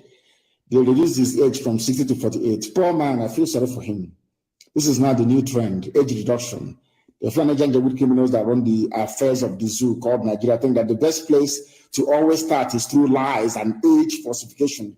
The late dead Buhari, who is almost 90 years of age, is only 76. Bola Tinubu, who is 79, is now 69, which means he gave birth to his daughter at the age of 9. Zoological republic, people without shame, this UG, black people, that is why we are poor, very, very backwards, retrogressive. Our thinking is poor, very, very wretched, I'm telling you the truth. They captured the 60-year-old because they know if they mention his real age, people will say that how can a 60-year-old man be a commander in the field? They said he's 48. Our first child is almost 40. Oh God in heaven. They think if they do it, it will pain us. Arrest as many as you like, kill as many as you like. We are going to arrest you and we're also going to kill you back. Be rest assured. That Armageddon you want, you're going to have it. Simple as that.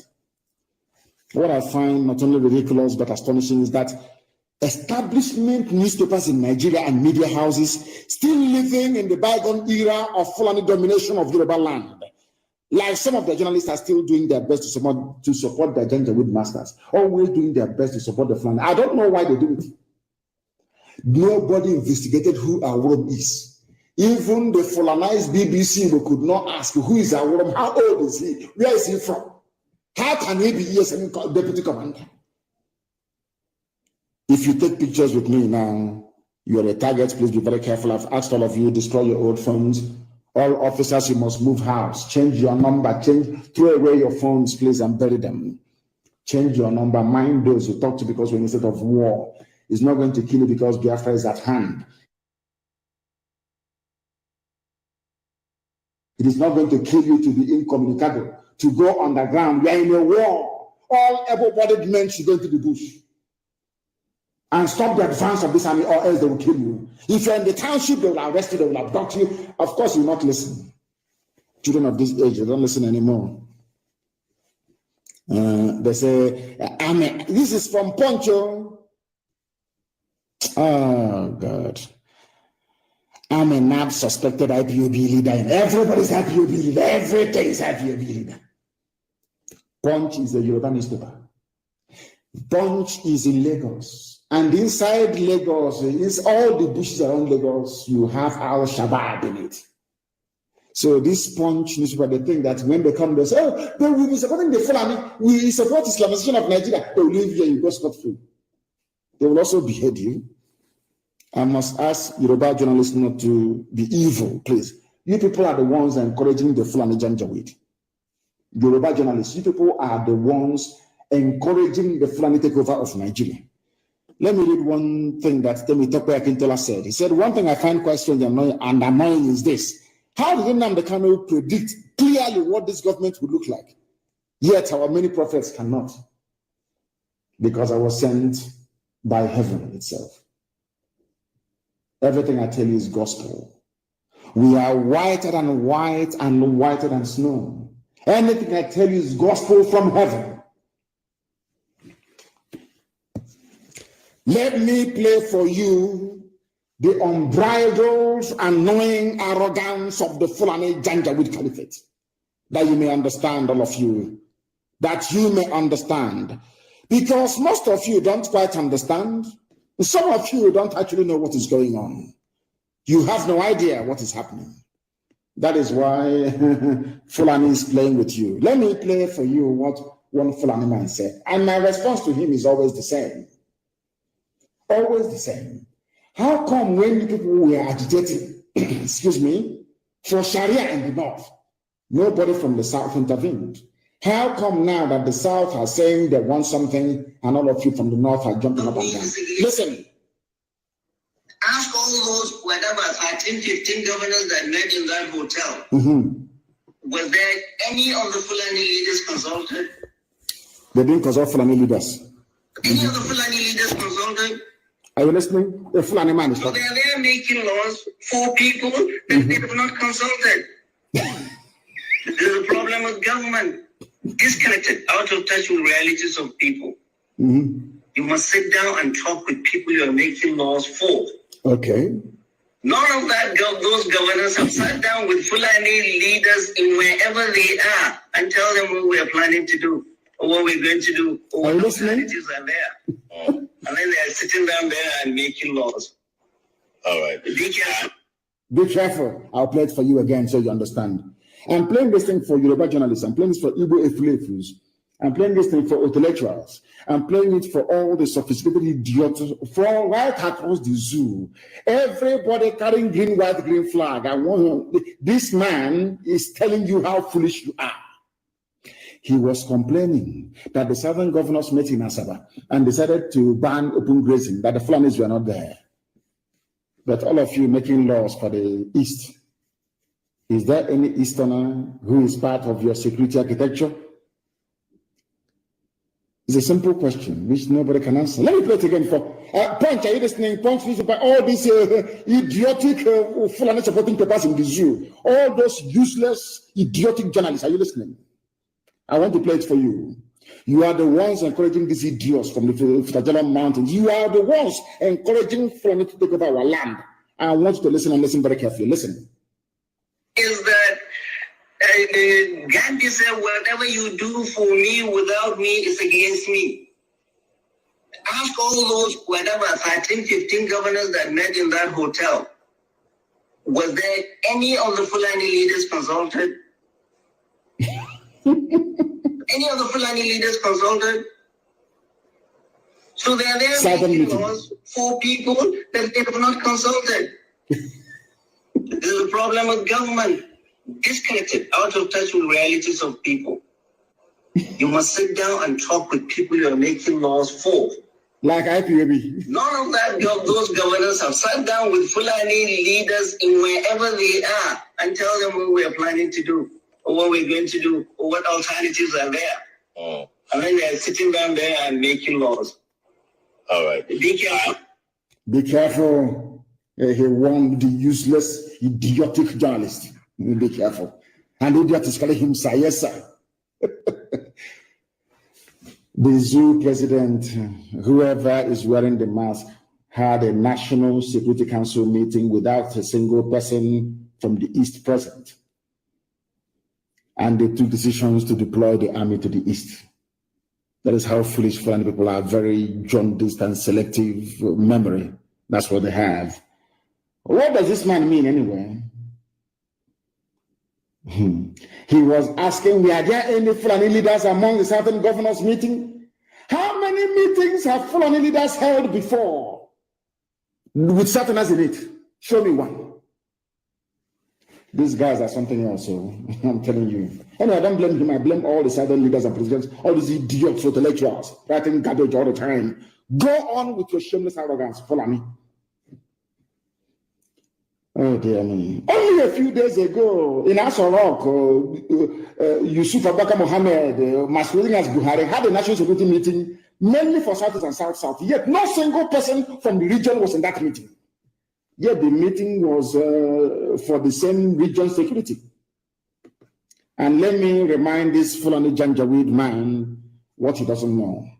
At that national security meeting that was held, Osibanja was there, Yusuf Abubakar Mohammed was there, wearing Buhari the face mask. Boss Mustafa was there, Lucky Iraba was there. Lucky Iraba is the Muslim, he's married to a Fulani woman, he's not Igbo. People should stop talking rubbish. Ibrahim Gambari was there, Baba Ghana Monguno was there, Abubakar Malami was there, Bashir Salihu Magashi was there, Ibrahim Atahiru was there, Awal Zubairu was there, Usman Al-Khali Baba was there, Yusuf Magaji Bichi was there, Ahmed Rufai Abubakar was there. Not even a single decent Yoruba man was there. It's only Shibajo. They gathered to address insecurity in the Southeast. Yet no Southeasterner was present in that meeting. That meeting was not a solution to the zoo's problem. Rather, it was a meeting to consolidate the nepotism, tribalism, and cronyism of the Fulani Janjaweed Caliphate. As one man said, Abiola, you cannot shave a man's head in his absence. As he was trying to say, that Gandhi said, any laws or decisions you take without me present is against me. But you decided to deploy troops to the east, to the southeast. Let me use the southeast in this instance. And there was no southeasterner in that very meeting. The same Fulani Janjaweed is talking today. That is who they are. And their newspaper, their trumpet, which is Daily Trust, have spoken. Ndume tackle South governors for rejecting open ban grazing. Because I told you they planned all these things. I wish the South can understand. But it's too late now, maybe. They need to take all of you over. And that is where the zoo must fall. Their mouthpiece is Daily Trust. Have you ever seen or read from Daily Trust anything antagonistic towards the Janjaweed Caliphate? They are there to defend them. The same thing with Premium Times. That's what they do. It's only in the South people try to, their own stupid objectivism is to try to promote Fulani domination of their own land. Such idiocy, such foolishness. What I want to reiterate tonight for the whole world to understand is that the federal government of Nigeria, under whoever is wearing their mask, under this APC bandit government, is the father of terrorism. So it is quite laughable that they said they're prosecuting those who are sponsoring terrorism. Now, you know what Arewa said? Those asking for restructuring want Nigeria to disintegrate. But when you wanted Sharia, you don't want Nigeria to disintegrate. I don't blame you. I blame all the idiots from the South, their governors, their politicians, all the fools who cannot stand up to support IPOB and ESN to confront the Fulani Janjaweed. Those are the people that I blame. I don't blame the Fulani in one bit. And I thank you all for listening this very evening. And I must make it very, very clear, please. Every frontline officer must go on the ground. I'm also announcing, for the benefit of what we are doing on the ground, please, every frontline officer must move from where they are, dislocate, and stop communicating with people unless they are the hierarchy. Nobody should have your number. I have said this thing so many times that some of you do not, I don't know what is wrong with you. You see, every phone you should have must have signal on it. Even if you're using WhatsApp, it cannot be the same number as the number that is inside your phone.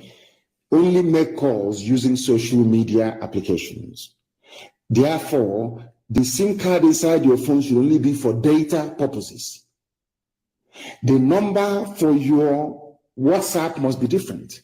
There are IPOB families all over the world. I'm asking them this night or afternoon or morning, depending on whether, make many numbers available so that people can activate their social media platforms, be it Signal, be it Telegram, with foreign numbers, not numbers of the zoo.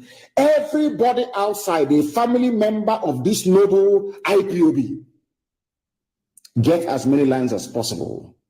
Give it to people. Let somebody back home, you put in a new SIM card in a new phone. Don't give the number to anybody. Now you now call an IPOB family member abroad who will now activate. You now download any app you want, be it WhatsApp, be it whatever. Download it, Signal, download it on your phone. They will ask you for your telephone number. Give them that number abroad. That very family member will be with that very phone.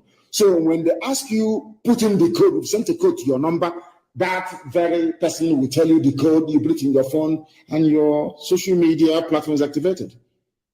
Do not use zoo numbers. Do not use numbers from Nigeria to go into WhatsApp, don't even let anybody have your number. If somebody wants to call you, tell them to call you on Signal. If they cannot call you on Signal, tell them to keep trying until they get network. I'm telling you the truth. That will save your life. All these abductions will stop. People get abducted because they are holding on to their old numbers that people have. Once they arrest somebody, they take their phones, they go through their phones, they start looking for who next to go and abduct. That is DSS for you. That is the way they operate. How many times will I tell you this? Please. And all of you must, all the big, heavy hitters, all the big officers must move homes. Relocate your families and let nobody know where you are. And if you're going to save the number of a family member, please use a nickname. Don't write that person's name again. And for all you saboteurs, you can see how it's going, isn't it? They are falling already. It's not everything will be announced live on air. I thank you all for listening this very evening, morning, noon, or night, depending on where you are.